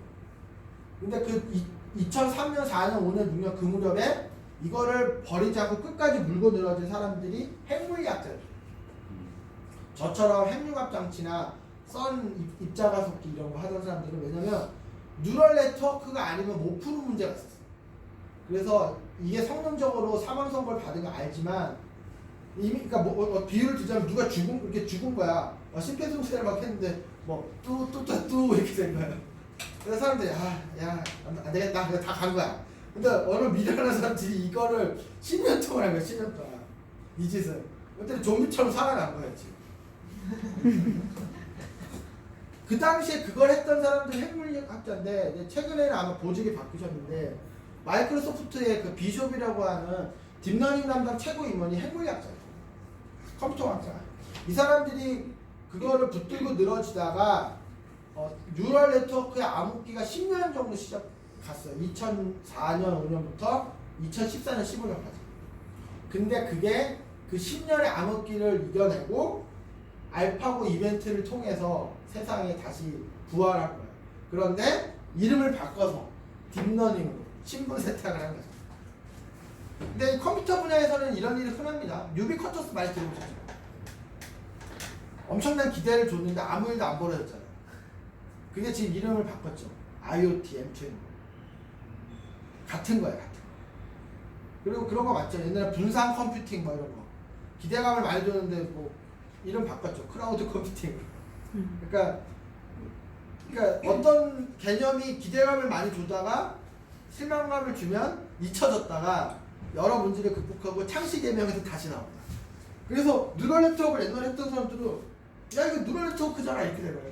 그리고 예전에 뉴럴 네트워크가 실망감을 많이 주던 시절을 알고 있기 때문에 야 이거 그때 해봤다 이거 안 되고 저거 안 되고 하던데 지금 다릅니다. 다음에 넘어가시면 그러니까 뉴럴 네트워크 뭐 이건 좀 빨리 넘어갈게요. 그러니까 잠깐 이렇게 레이어가 길어지면 성능이 저하되는 뭐 그런 문제가 있었어요. 넘어갈게요. 근데 그걸 어떻게 풀었냐면 이렇게 푼 거예요. 음식이 맛이 없어. 내가 매운탕집 사장인데 망한 거예요. 맛이 너무 없어. 내가 먹어도 맛이 없어. 내 자녀들한테 줘도 이거 먹을 일 그냥 굶을게요 막 그러는 거예요. 그러니까 그래서 이걸 어떻게 발전시키기 위해서 막 이것저것 다 해본 거예요. 뭐 라면 스프도 넣어보고, 그러니까 뭐 어떤 이론적 체계를 갖고 한 게 아니고 그냥 에라 모르겠다 하고 막 거기다가 뭐 무슨 미역도 넣고 막 하다가 어떻게 된 거예요 지금. 그래서 대표적인 게 우리가 드랍아웃이라고 해가지고 훈련을 시킬 때 이런 노드를 랜덤하게 일부러 누락시키면 성능이 더 좋다라고 발견한 거야. 근데 이게 어떤 일이 벌어지냐면은 저희처럼 딥러닝을 하는 사람들이 있잖아요. 그럼 거기에 대한 통계학자들이 있고 거기에 대한 수학자들이 있어요. 그러면 통계학자들이 우리를 보면 엉터리라고 해요. 너네 뭐 알고 한 게 아니야 지금. 이것저것 하다가 얻어 걸린 거야. 그러면 이제 우리 같은 사람들은 우리도 알고 있고 일단 이렇게 하면 된다는 게 중요한 거야. 그러니까 이게 왜 됐는지는 니네가 시간 남으면 한번 연구해봐 이렇게 얘기합니다. 그럼 실제로 몇 년이 지나면 통계학자들이 쟤들이 이것저것 하다가 뭐가 됐는데 사실은 그게 통계학적으로 이런 의미다 라고 논문을 만들어줘요. 그리고 또 한 몇 년 있다가 수학자들이 쟤들이 또 뭘 모르고 했는데 그게 수학적으로 사실 이런 뜻이 없다 라고 만들어줍니다. 이런 의미예요. 그래서 항상 보면은 수학자들은 항상 이건 저래서 안 된다라는 걸 자꾸 증명을 해요. 안 된다라는 걸 증명을 해요. 풀 수 없다, 어렵다, 안 된다. 그래서 실제로 2004년부터 뉴럴 네트워크가 암흑기 10년을 맞은 이유가 어떤 수학자가 뉴럴 네트워크로는 문제를 풀 수 없다는 걸 수학자로 증명해 버렸기 때문에. 근데 이제 우리 같은 사람들은 일단 이제 막 방법을 찾는 다음 페이지 보시면 이런 것들로 이렇게 하면은 뉴럴 네트워크 성능이 더 좋아진다는 걸 제가 발견했고 다음 페이지 이렇게 9가지. 그러니까 이게 뭐냐면 딱 한 가지 방법을 해결된 게 아니고 10가지 이상의 종합적인 접근을 하면 뉴럴 네트워크가 성능이 좋아진다는 걸 알게 된 거예요. 그래서 그 상황이 됐고 굳이 왜 딥러닝이라는 말을 쓰냐면 옛날에는 레이어가 좀 딥해지면 성능이 완전 폭망했거든요. 근데 지금은 레이어가 144 레이어까지 가요. 그러니까 RNN 계열은 144 레이어까지 가고 이미지 인식은 27 레이어까지 갑니다. 그러니까 우리는 딥하게 할 수 있다라는 그 울분을 토해내는 거죠. 딥러닝. 우리는 딥하게 레이어가 갈 수 있다. 이런 겁니다. 근데 기술적인 건 좀 넘어가고 시간이 많지 않으니까 넘어가고 자, 이 앞에 아까 링크 이건 아까 쭉 보여드렸죠. 넘어갈게요. 자, 제가 여기서 드리려는 메시지는 오늘 들으신 얘기 중에 좀 내가 생각한 거 다르다 하는 하나 있었죠. 빅데이터가 올데이터. 그러니까 데이터 양이 중요한 게 아니고 선별했냐 아니냐 이게 중요하다라는 그거 기억하셨다면 요것도 기억하시면 돼요. 인공지능이 아니고 인공감성이 있어. 제가 이거를 수년째 하고 보니까 제가 인공지능 관련돼서 책을 쓰고 있는데 뭐 이런 내용이 들어가고 있는데 인공지능이라는 이름 때문에 되게 많이 오해를 하고 있어요. 자, 다음 페이지. 요즘 졸릴 때가 됐으니까 이 그림을 한번 보세요. 이걸 보시면은 뭐 보이죠? 그쵸? 하나 더지. 자, 다음. 혹시 이 가운데 앉아있는 이 여자인가요? 하여튼 여자분처럼 이분이 먼저 보이셨던 분. 여기 팔. 그쵸? 좋습니다. 이분들은 감성적이다. 다음 페이지. 이 전체적으로 이게 눈이고 머리카락이고 이게 수염이고 코고 이게 노인 얼굴이죠. 그렇게 보이신 분. 이성적입니다. 자, 감성적인 게 좋다, 이성적인 게 좋다는 게 아니고 어떤 이제 성향의 차이를 좀 얘기하는 건데 다음 페이지 볼게요. 감성적인 거냐 이성적인 거냐 차이는 뭐냐면 이런 거예요. 만약에 이제 제가 여기 우리 저 창원 멤버들 같이 뭐 스타벅스를 갑니다. 스타벅스를 가서 커피를 마실래, 녹차를 마실래, 뭐 물어보고 시켜야 되잖아. 내가 시키고 싶은 거 시켜주는 건 아니니까. 근데 만약에 뭐 커피요 그렇게 얘기할 수 있죠. 그렇죠? 그러면 제가 왜 커피인데 이렇게 물어볼 거 아니에요. 그냥 궁금해서. 근데 그냥 커피 마시고 싶어요 이렇게 얘기하는 사람은 감성적이다. 커피가 마시고 싶어요. 근데 어떤 사람은 내가 커피를 하루에 3잔 이하로 마시기로 했고 오늘 저녁에 당신이 나를 야근시킬 게 뻔하기 때문에 카페인이 필요하고 내가 오늘 2잔밖에 안 마셔서 한 잔을 더 마실 수 있다. 그래서 마신다. 이렇게 재수없게 얘기하면 이성적이에요. 그러면 감성적인 판단과 이성적 판단은 뭐냐면 이성적인 판단은 내가 어떻게 그런 결정을 했는지 스스로 안다는 거예요. 논리적인 가정을. 그러니까 제3자한테 설득할 수가 있어요. 근데 감성적인 판단하는 사람들은 찍은 게 아니고 지금까지 커피숍에 수도 없이 많이 와봤잖아요. 그러니까 그간의 경험 중에 지금과 가장 비슷한 경험들을 순간적으로 끄집어내 보니 그럴 때 내가 커피를 마셨을 때 좋았던 경험이 많은 거예요. 지금의 여자친구, 남자친구를 만났든 일이 잘 풀렸든 뭐 소화가 잘 됐든 반면에 녹차를 마셨을 때 뭐가 잘못된 경험이 많은 그런 사람들은 커피라고 얘기할 거예요. 확률적으로 가장 좋은 거를 내 경험과 기억을 기반으로 찾아낸 거예요. 그래서 우리가 사회생활 하다 보면 저 사람 나한테 딱히 뭘 잘못하는 것도 아닌 것 같고 뭐 저 사람 나한테 뭐 피해준 것도 없는데 괜히 꼴보기 싫은 사람 있죠. 내가 살아오면서 저 사람과 비슷한 사람한테 많이 당해본 거예요. 그런 경험이 있기 때문에 감정적으로 싫은 거예요. 반대로 저 사람 나한테 딱히 뭘 잘해주지도 않는데 친해하고 싶고 뭐 같이 좀 말이라도 나누고 싶다. 반대죠. 저런 성향의 사람한테 내가 좋은 경험은 아니죠. 확률이죠, 확률. 보통 여성분들이 감성적인 판단을 하시고 남성분들이 이성적인 판단을 하는데 부부 사이에 보면 여자 말이 보통 맞죠. 이런 거예요. 남편이 어디서 뭘 듣고 와가지고 필 받아서 우리 전세 보증금 빼서 주식 투자합시다 이렇게 얘기합니다. 그러면 아내가 말리겠죠. 그러면 남편이 당신이 내가 이거 주식 투자하려는 거로 왜 말리는지 설명을 막 이렇게 얘기합니다. 남편이 막 논리적으로 막 4차 산업혁명의 바이오가 어떻고 무슨 이게 임상 실험이 어떻고 막 논리적으로 막 장황하게 얘기합니다. 근데 아내가 하지 말라고 그러는 거예요. 그러면 왜 하지 말라고 하는지 설명을 해봐. 내 이해하면 안 할게. 아내는 그러다가 망한 사람 너무 많이 본 거예요. 4돈에 8천의 친구들에 전세 빼가지고 주식투자 날려먹고 막 반지하러 가고 이런 걸 많이 본 거예요. 감성적인 판단. 남편은 이성적인 판단. 그런 거야. 근데 중요한 건 뭐냐면 인공지능이 하고 있는 일이 인간의 감성적 판단을 흉내내고 쇼킹하게도 특히 머신러닝은 100%입니다. 여기서 많은 오해가 시작돼요. 많은 오해. 인공지능이 아니고 인공감성이고 인간의 감성적 판단을 흉내내고 있기 때문에 어떤 일이 벌어지냐면 인공지능에 무슨 결과를 낼 거 아니에요. 이렇게 하면 바둑에 이긴다. 이 회사는 곧 부도가 날 거라는데 뭔가 예측하기도 하고 추천하기도 하고 이렇게 한단 말이에요. 그러면 사람들이 필연적으로 왜 이렇게 물어봐요.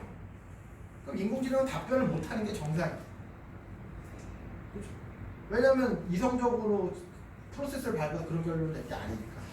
그러니까 주변에 주식 투자하다가 망한 사람을 보고 많이 보고 주식 투자하면 안 된다라고 하는 사람 같이 있고 너가 왜 주식을 안 하고 반대하는지 설명해봐. 그럼 말이 안 되잖아요. 내가 그런 걸 많이 봤기 때문에 확률적으로 그렇게 얘기하는 뿐인데 근데 그런 일들이 벌어지고 있어요 지금. 그러니까 인공지능의 결과를 놓고 설명해보라는 부분에서 저희 회사도 벽을 많이 만나요. 근데 이걸 뒤집어서 얘기하면 이거를 넘어서는 조직을 인공지능을 제대로 이해하고 써먹을 수가 있는 거고 그렇지 않은 데는 써먹지 못한다는 거예요. 이제 그게 오늘 전반적으로 할 얘기 어떤 핵심일 수 있는데 이런 겁니다. 그러니까 그러면 이런 생각을 하실 수가 있죠. 아니 인간이 감성적 판단을 충분히 할 수 있는데 컴퓨터가 그걸 굳이 해야 돼? 인간이 하면 되지 않나? 해야 되는 이유가 있어요. 왜냐? 인간의 기억은 되게 제한적이죠. 그리고 그 기억이 되게 선택적이죠. 그렇게 선택된 기억조차도 시간이 지나면 왜곡되고 변형되죠. 부부가 10년을 같이 살아서 10년 동안 같은 경험을 했음에도 불구하고 기억 대상이 달라요. 남편이 기억하고 있는 거니까 여자친구 남자친구 간에 남자친구가 기억하고 있는 것과 그렇기 때문에 서로 다른 기억을 기반으로 하는 감성적 판단이기 때문에 완전히 다른 거예요. 근데 컴퓨터한테 데이터를 주면 선별하지 않는다고 다 가지고 있어요. 시간이 지나도 변형되지 않죠. 그걸 기반으로 감성적 판단을 하기 때문에 더 정확할 수 있다는 거예요. 근데 다만 뒤에서 말씀드리겠는데 인간의 감성적 판단이라든지 이런 게 필요한 영역이 있어요. 근데 일단 그걸 따로 말씀드리고 일단 우리가 주어진 데이터를 가지고 정확하게 뭔가 예측하거나 추천하는 게 진짜 순수하게 그게 목적이 맞다면 인간의 제한적인 기억, 왜곡된 기억 변형 이런 걸 기반으로 편견을 가지고 감성적 판단하는 것보다 이게 더 확률적으로 좋다는 거예요. 자, 다음 페이지. 그리고 사실 특히 딥러닝이라는 애 자체는 아예 얘는 대놓고 인간의 뇌 구조, 인간의 기억, 인간의 어떤 내적인 프로세스 얘는 대놓고 흉내낸 거예요. 근데 인간의 그 감성적 판단을 흉내낸 거예요. 다음 페이지 가보시면 그래서 이런 문제가 생긴다는 거예요. 이게 그리스 신화에 나오는 프로크루테스가 지나가는 사람을 딱 붙잡아서 2m짜리 침대에 딱 앉혀놓고 눕혀놓고 2m보다 짧으면 느려가지고 그 사람을 느리면 죽고 혹시라도 2m보다 넓으면 발목을 잘라서 2m에 맞추고 그럼 또 죽고 이런다는 거예요. 그러니까 무슨 얘기냐면 인공지능은 인간의 감성적 판단을 흉내내는 결과를 내는데 거기다가 계속 너가 이성적으로 어떻게 그렇게 결과를 내는지 설명해보라고 하고 내가 그걸 납득하면 쓰겠다고 이렇게 되는 거는 2m 침대에 껴 맞추는 거죠. 그래서 지금 어떤 이상한 일이 벌어지고 있냐면 작년이었나? 올 초에 정부의 연구과제가 이제 어떤 정책으로 정부 R&D 과제를 우리가 주겠다라고 정책 설명회를 한 게 있어서 가봤는데 인공지능 관련된 설명도 있다고 해서 갔죠. 갔더니 나이 많으신 분 50대 60대 그 분야 전문가들이 막 협의를 해서 인공지능은 크게 한 4가지 요소를 충족하면 우리가 정부 R&D 과제 주겠다고 했는데 그 중에 하나가 설명 가능한 인공지능이었어요. explainable AI. 그래서 제가 우리나라는 AI 힘들다 이거. 이게 얼마나 바보 같은 얘기냐면 운동 방법이 있는데 땀이 안 나고 힘들지 않는 운동 방법. 그래서 홈쇼핑 보면 가끔 그거 보시죠. 어떤 기계에 딱 누워서 스위치 키면은 배가 출렁출렁 하면서 뱃살이 빠진다고 하는 뭐 보신 적 있죠? 아니 그게 뱃살이 빠질 리가 없죠. 자기가 운동을 해서 땀이 나고 힘들어야 운동이 되는 건데 어떤 기계 장치가 딱 누워 스위치 키면 막 이게 막 움직여서 AI는 우리가 납득할 수 있고 이해할 수 있는 그런 부분을 가감하게 포기하고 어떤 성능의 정확도를 얻는 거예요. 세상에 공짜가 없는 거예요. 그러니까 그거를 이해 못하면은 AI를 쓰지 않겠다는 얘기 똑같은 거예요. 자, 그럼 다음에 넘어가시면 자, 그러면은 일단 AI 얘기를 좀 짧게 드리고 빅데이터 활용을 해야 되는 무슨 얘기냐면 우리가 빅데이터를 쓴다고 하면 크게 이렇게 3가지 레벨을 생각할 수 있더라고요. 제가 지켜보니까 빅데이터를 쓰는 수준의 정도가 첫 번째는 시각화입니다. 이 시각화는 뭐냐면은 빅데이터를 가져와서 뭐 그래프를 그린다든지 제일 흔한 거는 워드크라우드 이런 거 보신 적 있죠? 자주 나타나는 단어는 뭐 큼직하게 중간에 있고 자주 안 나타나는 저 구석이 조그맣게 있고 뭐 워드크라우드 뭔가 한 거 같고 막 그런 거 이게 시각화예요. 근데 이 시각화의 장점과 단점은 뭐냐면 장점은 조금의 노력을 들여도 꽤 뭔가 한 것 같은 결과를 낸다는 거예요. 근데 단점은 뭐냐면 빅데이터를 시각한 결과를 봐도 아무런 일도 안 벌어져요. 시각화된 결과를 본 사람이 뭐 무슨 컴퓨터를 끊는 것도 아니고 담배를 끊는 것도 아니고 그냥 좋구나 하고 덮이는 거예요. 그러니까 우리나라 어제도 조지아랑 친선 경기 하던데 그 국가대표 축구팀 감독 벤투 감독이 자기 선수들에 대한 빅데이터를 수집해가지고 그걸 가지고 시각화할 수 있죠. 선수 개개인의 어떤 능력을. 벤투 감독이 이걸 보면 다들 열심히 하는구나 하고 딱 적고 자기 원하는 데 선수를 뽑는 거예요. 이게 레벨 1입니다. 이거는 비유를 하자면 비행기를 산속에 묻어놓고 카페로 쓰는 거예요. 여기서 비행기가 빅데이터예요. 빅데이터는 되게 비싸고 가치 있는 건데 쓰긴 쓰는데 저렇게 아깝게 쓰는 거예요. 이게 레벨 1이에요. 레벨 2는 그거보다 나아요.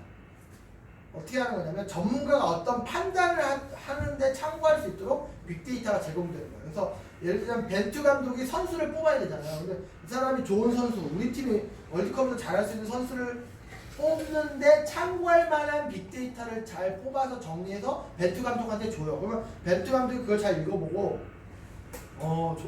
좋구나 하고 덮어 결국 자기가 뽑고 싶은 선수를 뽑아요. 아까 거보다 나은 거죠. 그래도 사람의 의사결정이 좀 영향을 끼치니까. 이걸 레벨 2예요. 이거는 뭐냐? 비행기를 버스로 씁니다. 사람 많이 타올 수 있잖아. 그러니까 이쪽에서 우르르 태워가지고 하고 저까지 가서 내리세요. 그럼 사람 뭐지 해서 내리는 거죠. 그러니까 또 태워 가서 이거보다 낫죠. 그래도 문제니까. 이게 레벨 2예요. 제가 겪어보니까 대부분 회사가 빅데이터를 뭘 한다. 80%는 이거예요. 시각화. 나머지 18%, 19%는 레벨 2예요. 1%가 이거예요. 구글, 뭐 스타벅스 그런 급의 회사들이 저건데 아직 우리가 1%에 못 들어도 문제는 없어요. 이제 앞으로 그런 데 들어가면 되고 남들보다 빨리 그런 회사가 되면 되는 거예요. 그럼 얘는 뭐냐? 이런 식이에요. 우리나라 모든 축구 선수들에 대한 빅데이터를 다 가져와서 그거를 인공지능 분석해서 딱 찍어서 얘를 국가대표 뽑아야 된다고 하고 벤투 감독한테 통보하는 거예요. 그럼 걔들을 뽑아야 되는 거예요. 이게 레벨 3. 인공지능의 분석 결과를 인공지능이 빅데이터를 분석한 결과를 믿고 쓰는 거예요. 그러면 이 두 개랑 얘의 차이는 뭐냐면 이 두 개는 의사결정 판단을 사람이 하는 거고 이거는 인공지능이에요. 다만 인공지능의 결과를 뒤에 한 번 더 사람이 걸릴 수는 있어요. 예를 들어서 빅데이터를 가지고 인공지능을 해보니까 국가대표 선수로 장현수를 뽑아야 된다 나올 수도 있다고 예를 들어요. 근데 장현수가 옛날에 문제를 일으킨 적 있죠. 군대 문제 관련해서 약간 허위사실 보고하고 그래서 국가대표로는 영원히 뽑지 않겠다 그렇게 한 거 있죠. 그래서 뭐 그런 가치 판단으로 그런 정도의 보정을 할 수 있어요. 이게 레벨 3예요. 이게 레벨 3. 그러면은 레벨 1, 2가 가능한 조직과 레벨 3가 가능한 조직은 이게 엄청난 간극이 있는데 레벨 3가 되려면 뭐가 가능해야 되냐면 내가 이해하지 못하는 것도 받아들일 수 있는 조직. 알파고가 바둑 두는 방식은 이해가 안 돼요. 왜 저렇게 이상하게 되는지. 하지만 이 새들을 이겼잖아. 그러니까 그런 거를 볼 생각이 있는 조직. 그러니까 실제로 이게 효과가 있느냐, 실제로 더 효율이 좋으냐, 그거를 먼저 보는 조직은 레벨 3가 가능한데 날 좀 이해시켜봐, 납득시켜봐, 내가 이해되면 할게, 이런 조직은 레벨 3가 안 돼요. 제가 테스트를 할 수가 있는데 여기 이제 그 뭐 배우자나 뭐 나 가까운 사람이 이제 내일 생일이에요. 예를 들어서 그러면 뭐 미역국을 한번 끓여서 주고 싶은 거예요. 내가 미역국을 끓여본 적이 없어. 그러면 미역국 끓이는 법을 인터넷에 찾으면 되죠. 그건 어려운 게 아니니까. 어디서 찾으실 것 같아요? 네이버. 다른 데서 찾을 것 같으신가요? 유튜브. 네이버에서 찾는 분보다 유튜브에서 찾는 분이 여기일 확률이 높아요. 레벨 3를 하고. 왜 그러냐면 저도 네이버에서 찾아요. 저는 어디 40대니까. 그러니까 네이버에서 찾는 분도 이런 식으로 찾는다는 거예요. 백종원 레시피 검색을 하시겠죠. 그러면은 레시피가 나오죠. 그걸 옮겨 적어요. 그걸 이해를 해요. 그 다음에 내 생각으로 후추도 넣고 뭐도 빼고 이거 다시 정리를 해요. 그 다음에 내가 완전 숙지를 해요. 이분들의 특징이 뭐냐면 그 레시피를 외우고 제3자한테 설명도 해줄 수가 있어. 왜냐면 자기가 완전 이해했으니까. 근데 끓이면 맛이 없어. 근데 유튜브로 미역국 끓이는 걸 본 분들은 동영상 있는 거 그대로 보고 그대로 따라요. 맛있어. 근데 어떻게 끓여 물어보면 그러게? 몰라.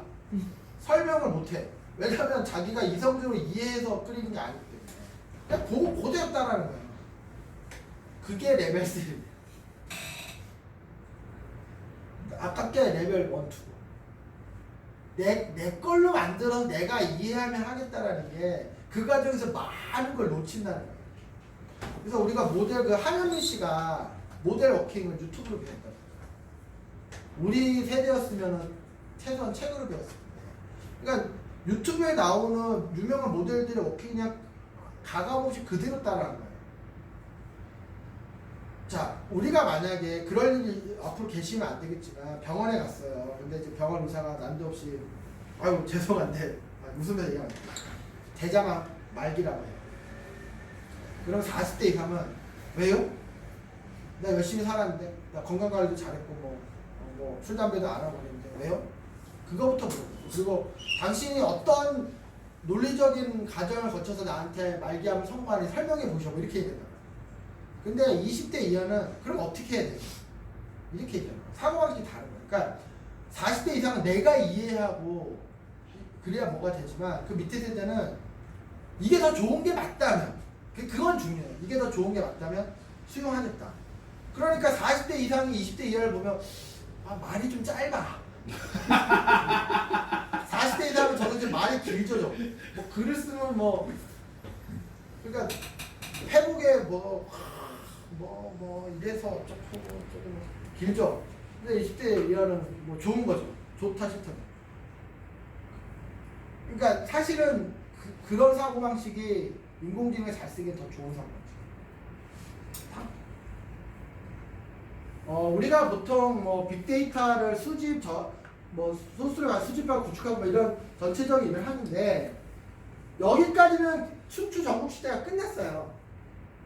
그러니까 데이터를 수집하고 저장하고 이런 부분 뭐 하드를 쓰고 뭘 쓰고 어쩌고 이거는 어떻게 되는지가 다 끝났어요.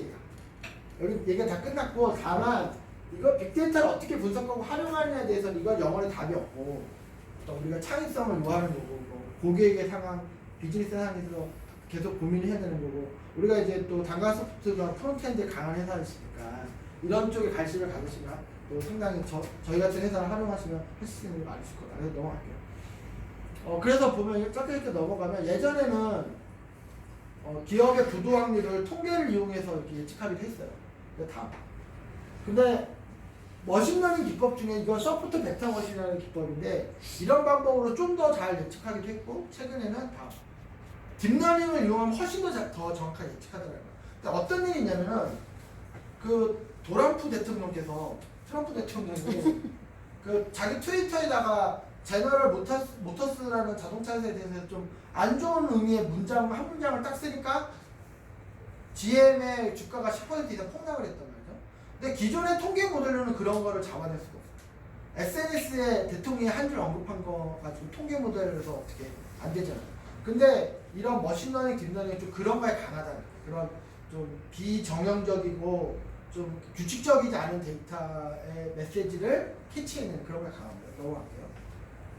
근데 이제 우리가 빅데이터를 가지고 레벨 3, 즉 인공지능을 이용해서 뭔가 결과를 내고 그거를 믿고 쓰고 하는 것이 현실적으로 어렵다는 거예요. 왜 그러냐면 저희 회사가 이런 걸 하고 있는데 신규 매장 주변의 유동인구에 대한 빅데이터를 가지고 딥러닝을 해서 신규 매장의 손님 수를 저희가 2% 오차로 맞췄어요. 그러니까 어떤 입지에 커피숍을 낸다고 하시면 그 주변의 유동인구 데이터 수억 개 유동인구 데이터를 가지고 우리가 딥러닝을 하면 하루 평균 손님 수는 279명입니다. 실제로 278명. 저희가 이거는 전자부품 연구원에 인증을 2걸 맞추는데 프랜차이즈나 부동산이나 뭐 상권 분석 전문가들이 손님 수를 예측하는 것보다 저희가 훨씬 더 정확한데 시장에 가져가 보니까 이게 안 통해요. 왜냐면 설명을 못해요.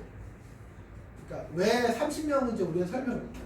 우리는 8억 개 유동인구 데이터를 가지고 이런저런 기법으로 딥러닝을 했더니 30명인데 이렇게 얘기하는 거죠. 근데 사람들은 그런 게 싫은 거예요. 그러니까 넥타이를 메고 온 사람이 여기는 학교가 몇 개가 있고 뭐 지하철 몇 번 출구 앞이고 뭐 버스 정류장이 있고 뭐 여성 유동인구가 많고 뭐 일반적으로 하니까 어떤 이렇게 얘기해 주길 바라지 우리도 잘 모르겠고 왜 그런지 우리도 모르겠는데 뒷내를 해보니까 120명이라고 꺼지라고 그러니까 실제로 많은 쪽에 활동을 하고요. 이렇게 설명을 해줘야 되는 문제는 저희 조금 빠져 있습니다. 저희가 성능은 분명히 내는데 설명 못해요. 자, 다음. 빨리 넘어가죠. 그래서 이제 우리가 하이테크 분야, 반도체 분야, 우리가 저희가 반도체 S 회사랑 나랑 김이랑 가까이 붙고 있는데 하여튼 이건 그런 얘기 넘어가고 여기 보시면은 이것도 넘어갈게요. 그러니까 반도체 분량을 인공지능 예측할 수도 있고 넘어갈게요. 전체 공정에서 이건 사실 MIQ 솔루션 훨씬 더 잘합니다. 그래서 이제 어떤 공정에서 어떤 문제 때문에 전체 품질이나 수율에 문제가 되는지 이런 것도 인공지능 예측할 수도 있고 판단할 수 있고 넘어가면 수요 예측도 할 수가 있어요. 반도체 수요 예측 중요할 거 아니에요. 반도체가 많이 소비될 줄 알고 엄청나게 투자했는데 아니면은 손해가 하니까 이런 걸 할 수 있는데 이거 넘어가고 그거보다는 이런 얘기를 하면 저거는 하이테크 회사니까 엄청나게 높은 수준의 기술을 쓰는 회사니까 저런 회사들 인공지능을 잘 쓰는 것은 너무 당연한 거 아니냐 이렇게들 얘기를 많이 하셔서 하이테크랑 아무 상관이 없어 보이는 회사들의 사례를 좀 가져왔어요. 첫째는 저희가 신논현역 앞에 있어요. 신논현역 뒤편에 이제 교보터미널 뒤쪽이 있는데 저는 이제 집에서 9호선 타고 신논현역 딱 내려서 이렇게 나오면 교보문고 이렇게 해서 출근을 하는데 이게 한 재작년 상황인가? 여기 무슨 커피숍이 있었던 거예요. 전에 있던 커피숍이 뭔지 하도 존재감이 없어서 기억도 안 나는데 그 커피숍이 빠지고 스타벅스가 들어오기로 했다는 거죠. 근데 이 상태가 한 달을 갔다. 여기가 임대료가 엄청나게 비싸니까 앞에 있던 커피숍이 빠졌으면 이게 뭐 백다방 이세아였으면 다음날 바로 인터넷 끝나고 영업을 해야 되는데 한 달 동안 비워놓고 있는 거예요. 그럼 한 달 동안 임대료 수익도 비용도 엄청났을 텐데 왜 이런 일이 벌어지냐면 스타벅스 좋아하시죠? 많이 가보시면 스타벅스 안에 좌석 배치가 다 다르죠. 매장마다. 어디는 1인석이 많고 어디는 단체석이 많고 똑같은 1인석도 뭐 어디는 책상 있고 없고 막 그렇죠. 반면에 이디야는 다 똑같죠. 최대한 좌석을 많이 넣는 방향으로 그냥 집어넣죠. 이게 무슨 차이냐면 스타벅스는 시애틀 본사에 새로 생기는 스타벅스 매장 주변의 유동인구를 분석해서 그 매장 안에 좌석 배치와 뭐 개수와 이걸 최적화하는 걸 계산하면 전담팀이 40명 거기 승인이 안 난 거예요. 그래서 무려 한 달을 영업을 안 한 손해를 감수하고도 커피를 파는 것뿐인 하이테크랑 아무 관련 없는 스타벅스도 그런 거 계산하는데 빅데이터를 써서 그렇게 한다는 거예요. 그러니까 그거만으로 잘 되는 건 아니지만 그렇죠. 그 다음 페이지. 저희 회사 맞은편에 여기가 있어요. 자라코리아 본사가 있고 여기 담배 피는 직원들이 내다보면 여기서 피고 있죠. 근데 이 자라코리아가 운 만든 회사죠. 운 만든 회사. 제 경영대학원 동기가 여기 대표님하고 결혼했기 때문에 그래서 여기 얘기를 좀 건너서 좀 들어오는데 옷 만든 회사니까 빅데이터 인공지능 아무 상관 없을 것 같은데 아니라는 거예요. 얘는 어떻게 하냐면은 전 세계 자라 매장이 있잖아요. 그러면 자라 매장 앞에다 카메라를 설치하고 매장 안에도 설치했겠죠. 그럼 사람들의 옷차림이 1년 내내 찍히잖아요. 그건 딴 데서도 하는 거예요. 그 다음에 지난 한 달 동안 사람들의 옷차림을 봤더니 이유를 모르겠는데 빨간색 반바지가 많아. 그러면 자라는 빨간색 원단을 빨리 수급해가지고 빨간색 반바지 빨리 만들어 전 세계에 확 뿌려버리는 거예요. 그러면 싹 다 팔리는 거예요. 빨간색 반바지를 왜 많이 입는지는 따지지 않아요. 그게 팩트니까. 반면에 LG 팬츠는 어떻게 하느냐. 이제 가을이 오죠. 그러면 여기에 디자이너들이 모여서 막 회의를 해요. 난산 토론을 해. 그러다가 결국은 제일 고참이 한마디 하면 그게 결론이죠. 아, 내가 어제 꿈에서 그런 꿈을 꿨는데 이번 가을은 파스텔 풍의 핑크색 긴 치마가 유행할 거야. 딱 그 사람이 그렇게 얘기해요. 그분이 상무야. 지당하지 말고 사회생활 잘하는데 막 오버액션 해주고 그러면 그 분홍색 원단을 막 사들여요. 그걸 이제 막 만들어 홈쇼핑 광고도 하고 막 이렇게 매장에 뿌려. 팔리면 다행인데 아니면 그게 아울렛으로 넘어가요. 뭡니까? 자라는 빅데이터를 가지고 거기도 물론 디자이너가 있어요. 근데 디자이너들이 판단하는 게 인공지능으로 판단해서 우리 상식과 좀 다르더라도 그걸 믿고 그걸 가지고 재고 관리를 하고 해서 다 팔아버린다. 근데 LG 패션은 우리의 경험을 가지고 의사결정을 하기 때문에 맞으면 좋지만 안 맞으면 그게 또 다 틀어지는 거고. 그런 패턴을 자라는 처음부터 계속 가기 때문에 실적이 좋지 않습니까? 자라 회장의 전 세계 부자 수리 뭐 몇 조 원인지 모르겠는데 근데 중요한 건 뭐냐면 LG 패션이 자라처럼 할 가능성은 없다. 왜냐면 자라는 처음부터 회사를 그렇게 만들었기 때문에 그게 가능한데 LG 패션은 조직 문화가 설득의 문화, 합의의 문화, 결제의 문화. 그러니까 이렇게 결제 프로세스가 있는 회사는 자라처럼 못해요. 왜냐하면 대리가 가장한테 결제를 받아야 되고 가장이 부장한테 결제를 해야 되고 위에 임원한테 결제를 받아야 되고 그 결제 단계마다 설득을 하고 이해를 시켜야 되기 때문에 왜 빨간색 반바지야? 모르겠는데요? 그냥 그걸 많이 입는데요? 알려줘. 알려줘. 그러니까 자라는 왜 빨간색 반바지야? 그걸 많이 입어요 사람이. 그래 그럼 만들지 마 이거.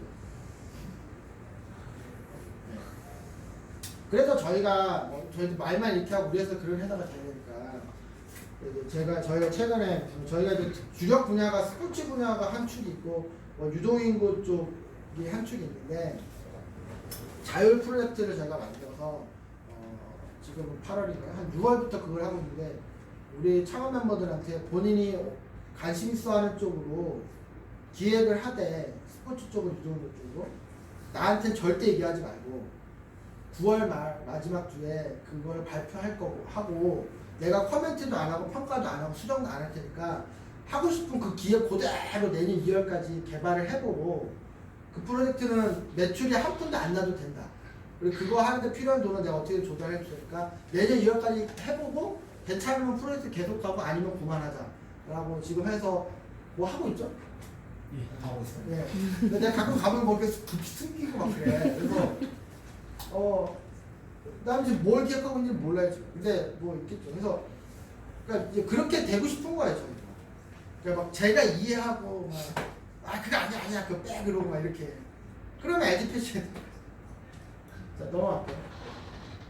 인공지능의 적용 대상과 평가가 중요한데 왜냐면 제가 조금만 시간을 예. 저희 충분합니다. 우리 1시간 반 아, 금요일에는 전시회라서 단감 속수는 1시간 반입니다. 제가 원래는 시간을 좀 맞추려고 하는데 제가 조금만 쓸게요. 인공지능 적용 이거 왜 말씀드리냐 이런 거예요. 자, 많은 분들이 오해하는 이거예요. 인공지능을 적용했다는 이유만으로 뭐가 잘 되는 건 아니에요. 그러니까 그건 아니에요. 그래서 보면 사실 우리가 100가지 문제가 있잖아요. 그러면 100가지 문제 다 인공지능을 적용하죠. 그러면 그 100개 중에 인공지능을 적용하지 않는데 기존에 방법이 있었잖아요. 뭐 사람이 했든 통계로 했든 뭐 막 하진 않았을 거 아니에요. 그렇죠? 그 100가지 중에 인공지능이 더 좋은 성과를 내는 게 몇 퍼센트 정도인 것 같아요?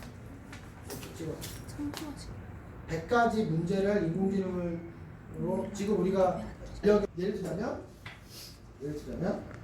공부를 많이 할수록 아무래도 성적이 좋겠죠. 다른 조건이 같다면. 그러면 그래프를 그려보면 학습 시간이 X축이고 성적이 Y축이면 대충 이렇게 비례하겠죠. 이런 모습을 보이는 문제는 통계로 되게 잘 되는데 비선형적인 문제는 뭐냐면 이런 거예요. 그러니까 남자친구가 여자친구한테 잘해주는 정도, 남자친구가 여자친구한테 잘해주는 정도가 X축이고 상대 여자친구가 그 남자친구한테 가지고 있는 호감을 Y축이라 할 때 이거 아니죠. 왜 아니죠? 왜 비례하는지 아니죠? 잘해줄수록 좋잖아. 외로. 그러니까 다른 변수는 딱 픽스했을 때 잘해주는 정도가 어느 선을 넘어가면 집착처럼 느껴질 수 있죠. 뭐 하루에 전화 50통 하고 안 좋죠. 그러니까 어떻게 되냐면 그래프가 이렇게 돼요. 너무 무관심해도 싫지만 어느 범위를 넘어가면 그것도 좋은 게 아니란 말이에요. 그러면 그래프가 이렇게 비례가 아니고 이렇게 됩니다. 이렇게 비선형적인 거동을 보는 거예요. 저런 문제는 딥러닝이 되게 강해요. 그러니까 단순히 비례한다, 반비례한다 이런 문제는 딥러닝까지 올 필요가 없고 아까 같은 그런 식의 상황. 자, 다음 페이지. 그리고 우리가 인공지능으로 뭔가를 한다고 하셨을 때 항상 겪는 문제가 뭐냐면 우리가 고층 빌딩을 짓겠다고 하면 우리나라에서 가장 높은 게 잠실에 있는 롯데타워가 뭐 120층인가 그렇잖아요. 그러면 그게 120층이니까 우리는 130층을 짓겠다. 이렇게 해야 말이 되는 건데 현실 세계에 존재하지도 않는 달을 목표로 짓겠다고 하면 하지 말자는 얘기예요. 그럼 이게 무슨 얘기냐면 인공지능을 도입해서 뭔가를 하실 때 예를 들어서 뭐 어떤 사람이 암을 예측한다고 했을 때 암을 100% 정확하게 예측하는 게 없거든요. 세상에. 그러니까 마치 달 같은 거예요. 근데 그거를 가정하고 인공지능이 왜 100%가 아니냐 이렇게들 얘기해요. 100%가 세상에 존재하지 않는데. 그러니까 기존 방법 중에 최소한은 예를 들어 75%다. 암을 정확하게 진단하는. 그러면 66% 이상이면 되는 거거든요. 근데 그렇게 생각하지 않고 왜 100%가 아닌데? 그건 아니라는 거죠. 근데 이런 일들이 실제로 많습니다. 그러니까 기존 방법 중에 최선을 빨리 확인한 다음에 그거보다 좋을 것이냐 이제 다음 넘어가시면 그리고 지금 한 10페이지 남았어요. 그 인공지능이 하는 일은 결국은 두 가지. 그러니까 기능적으로는 이것만 이해하셔도 어디 가서 이 부분을 이제 많이 심사위원으로 활동할 수 있어요. 심사위원. 첫째, 분류. 뭐냐? 딱 그림을 보여드리고 이게 개입니까 고양입니까? 분류하는 거죠. 분류하는 문제. 그다음 우리가 레그레션이라고 뭐 분석이라고 하는 거는 값의 레인지를 얘기하는 거예요. 그러니까 여기 계시는 그 맵장님께서 앞으로 한 달 동안 커피를 몇 잔 마실지 0잔에서 뭐 300잔 그럼 죽겠죠. 안 되죠. 그럼 0잔에서 60잔 사이 레인지가 있죠. 이거는 분석이에요. 그러니까 오늘 저녁에 커피를 드실지 녹차를 드실지는 분류하는 거고 커피를 몇 잔 드실지는 분석하는 거예요. 이게 다예요. 그럼 자율주행자는 뭐야? 이걸로 다 설명이 돼. 뭐냐? 자율주행차가 막 운전하는 앞에 전방에 물체가 나타나죠. 이걸 내가 무시해도 되는 놈인지 아닌지를 분류해야 되잖아. 사람이면 무시하면 안 되죠. 그거 큰일 나니까. 근데 그냥 뭐 이렇게 춤추는 그 바람 인형 이런 거 그거 무시해도 되는 거고 분류죠. 그 다음에 브레이크를 밟아야 되는지 아닌지 분류죠. 엑셀레이터를 밟아야 되는지 아닌지 분류죠. 엑셀레이터를 밟기로 했다면 세게 밟아야 되는지 살짝 밟아야 되는지 분석이죠. 핸들을 꺾어야 되는지 안 해야 되는지 분류고 왼쪽인지 오른쪽인지 분류고 왼쪽이라면은 얼마나 급격하게 해야 되는지 분석이죠. 그러니까 그런 것들의 조합으로 최종적으로는 로봇 청소기가 청소를 하는 거고 자율주행차가 돌아가는 거예요. 그러니까 눈에 보기엔 그렇게 보이지만 안에는 결국 분류와 분석일 뿐인 거예요. 그러면은 이 각각을 평가할 수 있다는 거예요. 분류를 얼마나 정확하게 했는지, 분석을 얼마나 정확하게 했는지 이런 식으로. 그게 가능하다는 거예요. 그래서 좀 시간축으로 얘기하면 과거와 현재 이미 벌어진 거에 대해서 분류 분석할 수도 있는 거고 그러니까 예를 들어서 우리 강아지가 꼬리를 흔들었다. 얘 기분은 현재 있는 거잖아. 얘가 그 기분이 미래에 있는 게 아니고 이 강아지가 꼬리를 흔들었는데 얘가 지금 기분이 좋은지 맞추는 그 분류죠. 근데 내가 너 기분 좋구나 그러면 강아지 속으로 이 아저씨가 돌았나 나 지금 언짢은데 이럴 수도 있는 거고 그건 잘못 맞춘 거고.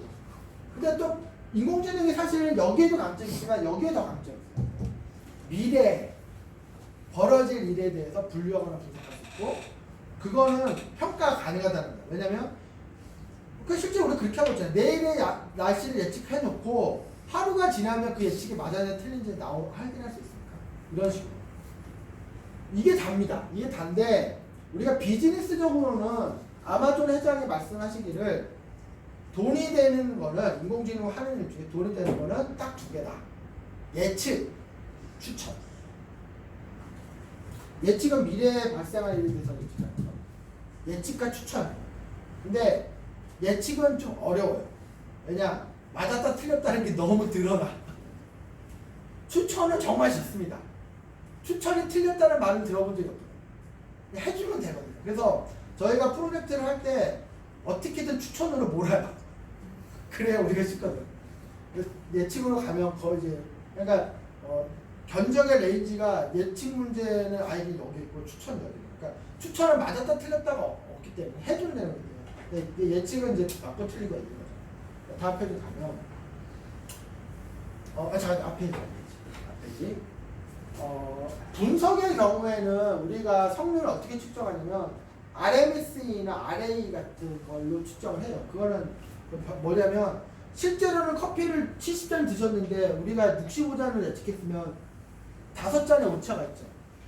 이렇게 우리가 예측을 한 분 한 분 했는데 이분은 10잔 오차했고 이분은 5잔 오차했고 이분은 다 맞췄고 이분은 20잔 오차했고 그 오차들을 쭉 다 뽑아서 다 그 오차를 제곱해서 뭐 더해서 루트시고 뭐 이런 식으로 그런 방법을 씁니다. 얘는 분석은. 그러니까 오차의 평균일 수도 있죠. 어쨌든 간에. 그러니까 이렇게 통계에서 흔히 쓰시는 그 방법이 맞고요.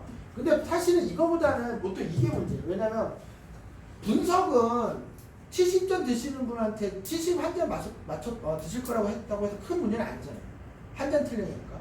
근데 분류는 그렇지 않아요. 왜냐면 암이 아닌 사람한테 암이라고 그래버리면 막 멀쩡한 사람 수술시키는 거고 또 반대면 또 그거대로 문제고 이건 명백하게 틀리고 맞는 문제이기 때문에 분류의 경우에 평가를 어떻게 하는지 말씀드릴게요. 다음 페이지 보시면 우리가 보통 이렇게 합니다. 그러니까 이런 건 좀 안 보셔도 돼요. 그러니까 암을 예측하는 걸 얘기를 드릴게요. 실제로 암인 경우가 있고 암이 아닌 경우가 있죠. 근데 인공지능이 암이라고 예측하는 경우가 있고 암이 아니라고 예측하는 경우가 있죠. 그럼 4사분면에 나오죠. 인공지능이 암이라고 했는데 실제로 암이면 맞춘 거죠. 인공지능이 암이 아니라고 했는데 실제로 암이 아니면 이것도 맞춘 거죠. 이 두 개는 틀린 거죠. 우리가 이 4사분면이 계속 나와요. 다음 페이지 가면 인공지능이 암이라고 했는데 실제로 암이니까 맞았죠.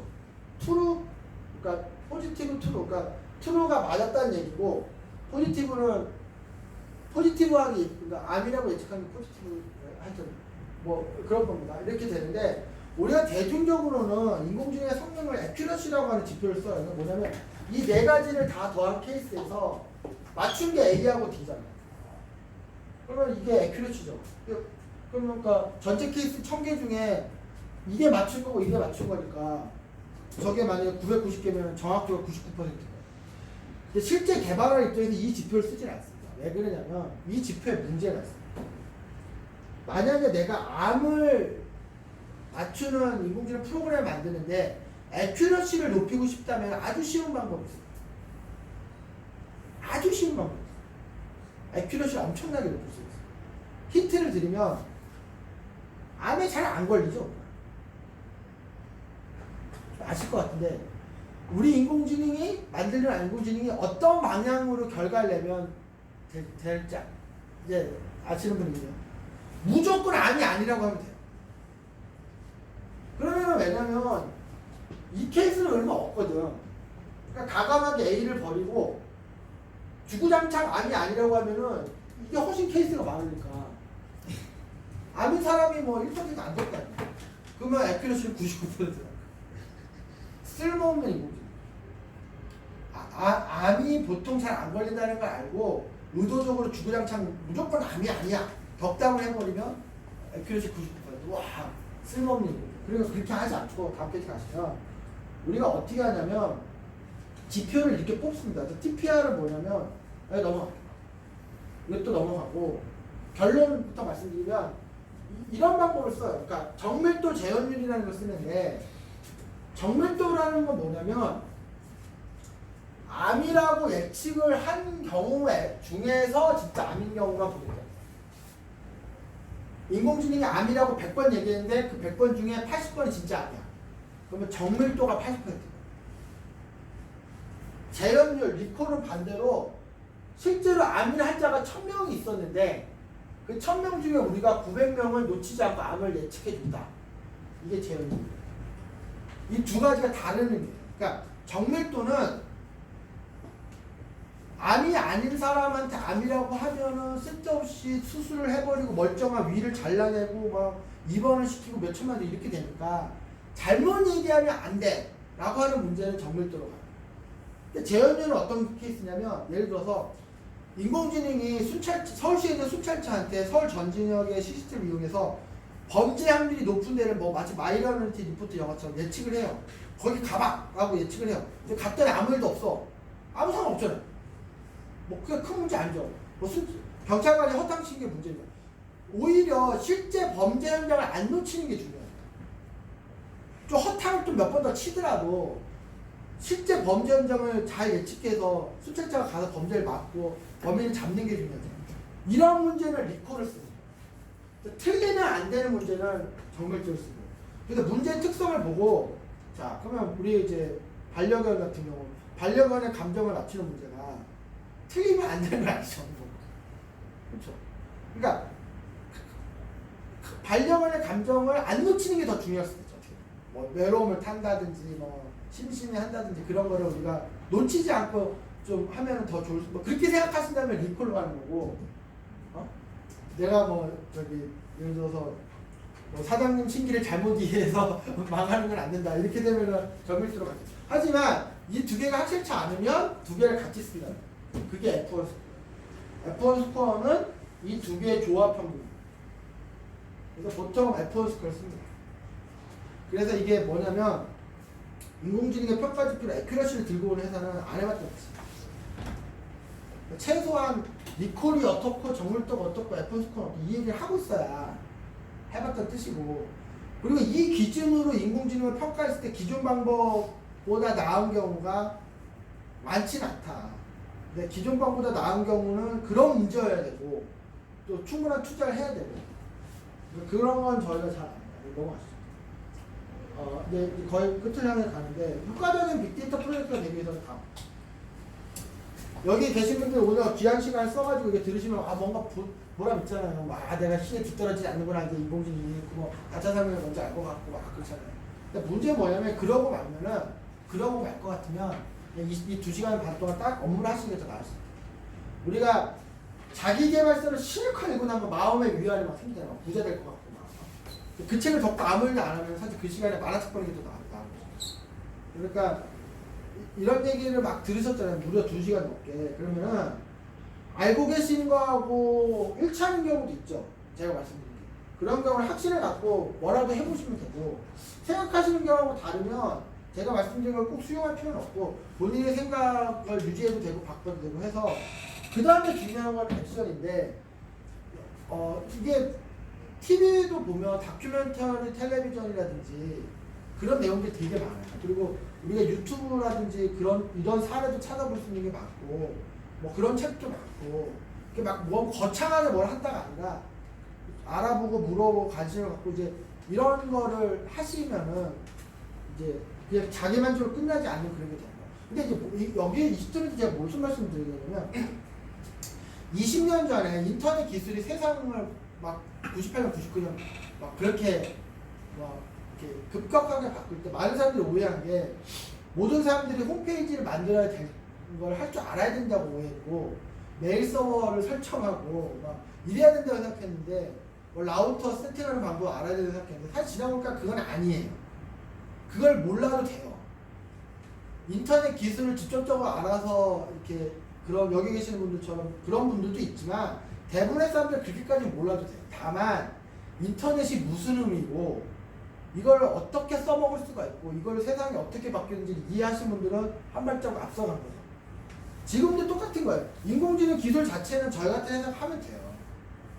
그리고 이 기술 자체는 표준화되고 있고 공개되고 있기 때문에 그 기술적 수준은 그렇게 높지가 않아요. 근데 이게 어떤 의미고 어디다 써먹을 수 있고 이것 때문에 세상이 어떻게 바뀌는지 이해하는 사람은 더 먼저 기회를 잡는 거고 인공지능을 너무 어렵게 생각하고 그냥 벽부터 치는 사람은 인터넷처럼 뭐 지나고 보니까 별거 아닌데 인터넷 없이 세상이 뭐가 되지 않잖아요. 근데 지금 똑같은 겁니다. 자, 지금 넘어가시면 그리고 이제 이건 약간 이제 조직 차원에서 말씀드리면은 제가 지금부터 좀 단감부터 염두에 말씀드릴 수 있는데 어떤 신기술을 조직에 도입하고 나면 예상과 다른 경우가 많은데 대표적인 경우가 크라우드 컴퓨팅을 회사에 도입하면 원래는 그 회사의 어떤 IT 인프라 관련된 효율이 올라가고 좀 비용이 절감되게 해야 돼요. 근데 그런 일이 안 벌어지고 있어요. 그러니까 무슨 뜻이냐면 큰 회사들이 보면 안에 정보전략팀이 있잖아요. 그러면 자기들의 자산이 있고, IT 자산이 있고, 자기들 서버도 있고, 막 그렇죠. 근데 뭐 KT나 네이버나 AWS나 걔들 크라우드를 이용하면 그런 게 좀 줄어야 되잖아요. 뭐 서버를 줄이든 그걸 관리하던 사람들을 줄여서 그 사람들 해고하자는 게 아니고 그 사람들을 더 가치 있는 다른 일을 하시는 걸 돌리든 이래야 되는데 기업이 크라우드를 도입하고 났더니 인원이 더 느는 거야. 기업이 IT 예산이 더 폭증하는 거야. 그래서 우리의 경영자들은 이게 사기 아니야. 크라우드 도입하면은 기업의 IT 예산이 준다고 해서 했는데 왜 그런 일이 생기냐면 다음 페이지 보시면 이걸 안 했기 때문에 기술만 덜렁 적용했기 때문이에요. 그러니까 이 단계를 다 거치고 기술이 들어가요. 그러니까 전략기획이라는 거는 막 거창한 게 아니고 이 회사의 어떤 리소스들, 시간, 자원 막 이런 것들을 우선순위를 어떻게 재분배할 것이냐에 대한 고민, 논의. 막 형식적인 컨설팅 회사한테 컨설팅 그게 문제가 아니라 내부적으로 우리가 지금까지 여기를 더 중요하게 생각했는데 인력도 그렇고 뭐 예산도 그렇고 뭐 장비도 그렇고 우리가 앞으로는 좀 우선순위를 좀 바꿔보자. 이거를 해놓은 상태에서 경영혁신 활동이 일어나요. 그러니까 신사업 추진이 가능한 문화를 만들고 시스템을 만들고 프로세스를 만들고 지금 여러분들이 대표님 시간을 들여서 업무 시간에 이런 걸 하시려고 하시는 것도 이런 활동이 어떻게 돼요? 이런 얘기를 듣고 관심을 갖고 연구하고 이런 노력을 그러니까 우리가 냉동고에 있는 고기를 꺼내자마자 구우면 망하죠. 해동을 시켜야 될까요? 회전 과정이에요. 회전 과정. 그 다음에 신사업을 추진한다는 듯한 그런 각오와 어떤 투자와 노력으로 기술을 도입해야 뭐가 되든 안 되든 하는 거야. 근데 이 앞에 거 다 생각하고 클라우드 컴퓨터만 덜렁 도입하니까 어떻게 된 거야? 더 예산 늘어. IT 예산. 이 앞에 거 하나도 안 하고 LG 패션이 잘하는 것만 따라해서 CCTV만 달면은 그렇게 안 되죠. 그러니까 정작 기술은 아무 문제가 아니에요. 그냥 갖다 쓰면 돼, 이건. 기술, 인공지능 기술이 생각보다 별게 없어요. 진짜 깜짝 놀랄 만큼 별게 없어요. 그러니까 이 앞에 게 더 중요해요. 그리고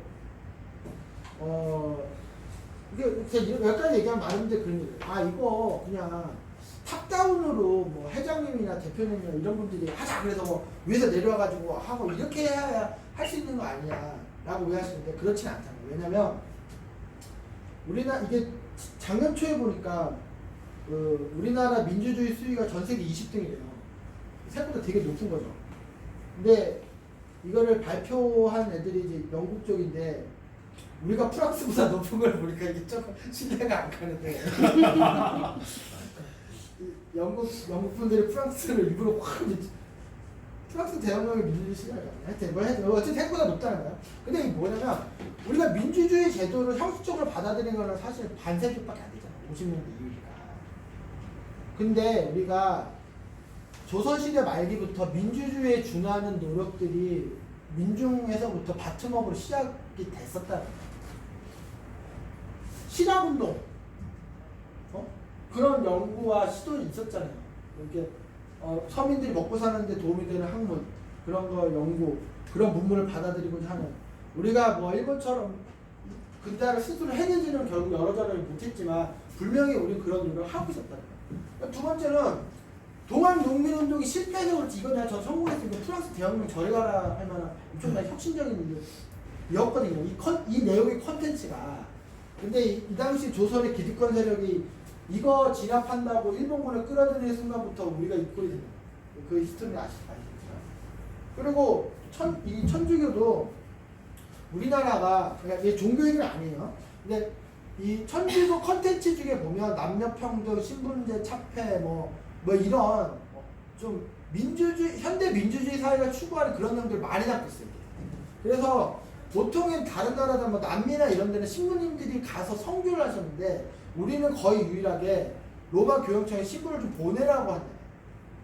그래서 스스로 이거 김대건 신부님이라고 이제 스스로 이제 이렇게 공부하고 와서 신부가 되는 거예요. 그러니까 자생적으로 밖에서 이런 게 들어오는 게 아니고 우리가 조선시대 말부터 이런 노력을 하고 있었던 와중에 제도적인 민주주의를 20세기 중반에 맞이했기 때문에 우리가 민주주의 수준이 높은 거라는 거죠. 그러니까 무슨 얘기냐면 어떤 회사나 조직의 실무자들 실제 일하시는 분들이 빅데이터 인공지능 막 이런 거에 대해서 관심을 갖고 알아보시고 뭐 시도도 하고 이런 바트업의 저변이 있는 상태에서 탑다운으로 의지를 갖고 해보자 하면 이게 앞뒤가 맞아서 그게 되지만 그런 거 전혀 없이 뭐 위에서 하라고 이건 아니에요. 마지막 페이지. 자, 스타벅스 자라처럼 하이테크 회사가 아님에도 불구하고 빅데이터를 제대로 활용하는 회사가 되기 위해서는 자, 이거예요. 제가 이거는 제가 좀 메모해 놓은 게 있어서 이거 보고 얘기했어요. 이거 진짜 만들어드렸어요. 이 알파고 이벤트를 보면 제가 뭘 느꼈냐면 이 구글은 대단한 회사. 왜냐 구글 안에 있는 날고기 있는 기술쟁이들이 분명히 아이디어 헤드 일으키기 위해서 드론으로 바둑알을 떨어뜨리자 아니면 로봇팔로 바둑을 쫙 집어서 딱 놓자. 그래서 우리 AI 기술, 드론 기술도 전 세계에 알리자. 근데 그 안에 그 인문학적 소양이 있는 사람들이 그러면 망한다. 한국 사람들한테 바둑은 장난이 아니다. 그냥 약간 네이비 도 이런 거다. 그렇게 장난하지 놓으면 사람들이 일단 보질 않을 거죠. 그래서 수소문에서 대만 구글 직원들 대만 사람 아마바둑 5단 이런 사람이 와서 양복도 입고 정중한 인사도 하고 뭐 그 사람이 이어폰으로 지령 들어주고 이렇게 해놓고 이겼을 때 뭐 아싸 막 이렇게 안 했잖아요. 이렇게. 그래서 뭐 바둑에 그런 걸 지켜줬잖아요. 그러니까 사람들이 본 거예요. 그러니까 예전에는 인공지능 하던 사람들이 자기 기술적으로 잘났다는 걸 보여주고 싶어서 막 기술 위주로 너무 풀어가는 건데 구글은 그런 퍼포먼스 회사가 아니기 때문에 그런 접근을 한 거니까 그러니까 기술은 중요하지 않고 이게 사람들한테 어떻게 비춰지고 이런 앞단의 고민 이 단감 소프트의 그 감 그렇죠 그게 중요하잖아요. 그래서 저희 회사도 그런 거 되게 투자를 많이 하고 사실 인공지능 기술이 최근에 발전한 건 하나도 없어요. 특별히 그러니까 무슨 얘기냐면 이건 70년부터 있던 기술이고 인공지능 기술이 최근 5년 사이에 급격하게 확 발전한 게 아니고 인공지능에 대한 사람들의 생각이 급격히 바뀌어요. 최근 5년 사이에. 그게 지금 그럼 어떻게 바뀌었고 어떻게 바뀌어갈 것이냐 이걸 봐야 된다는 거고요.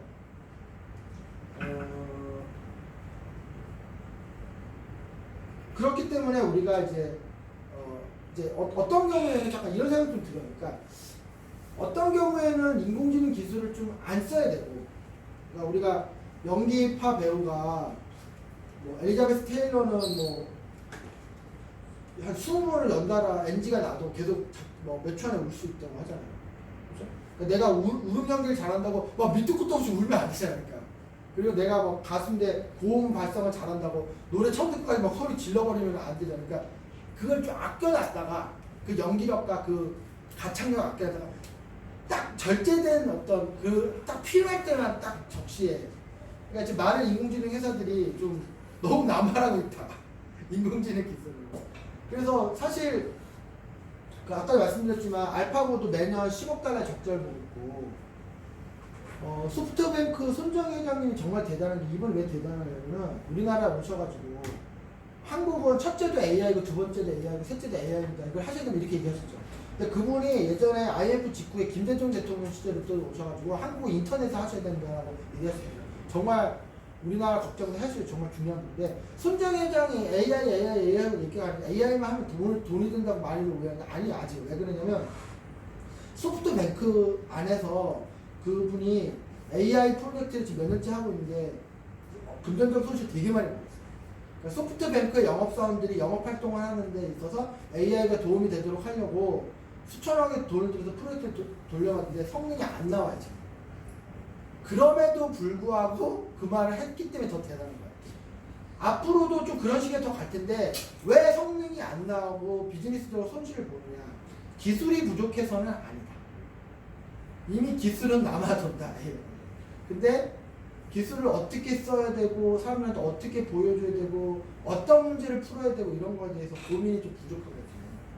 그래서 저희도 그런 생각을 갖고 있습니다. 그래서 저 밑에 보면 인문학적 기반으로 사람을 먼저 잘 이해되고 AI로 풀면 안 되는 문제를 풀면 안 되고 또 반대로 AI가 필요한 문제를 또 AI를 쓰고 그리고 AI 결과를 사람들한테 전달할 때 얼마나 좀 그런 감성을 담아서 할 건지에 대한 고민 상당히 잘 하실 수 있는 해나실 것 같아요. 네, 제가 준비한 건 여기까지 하고 혹시 뭐 질문이나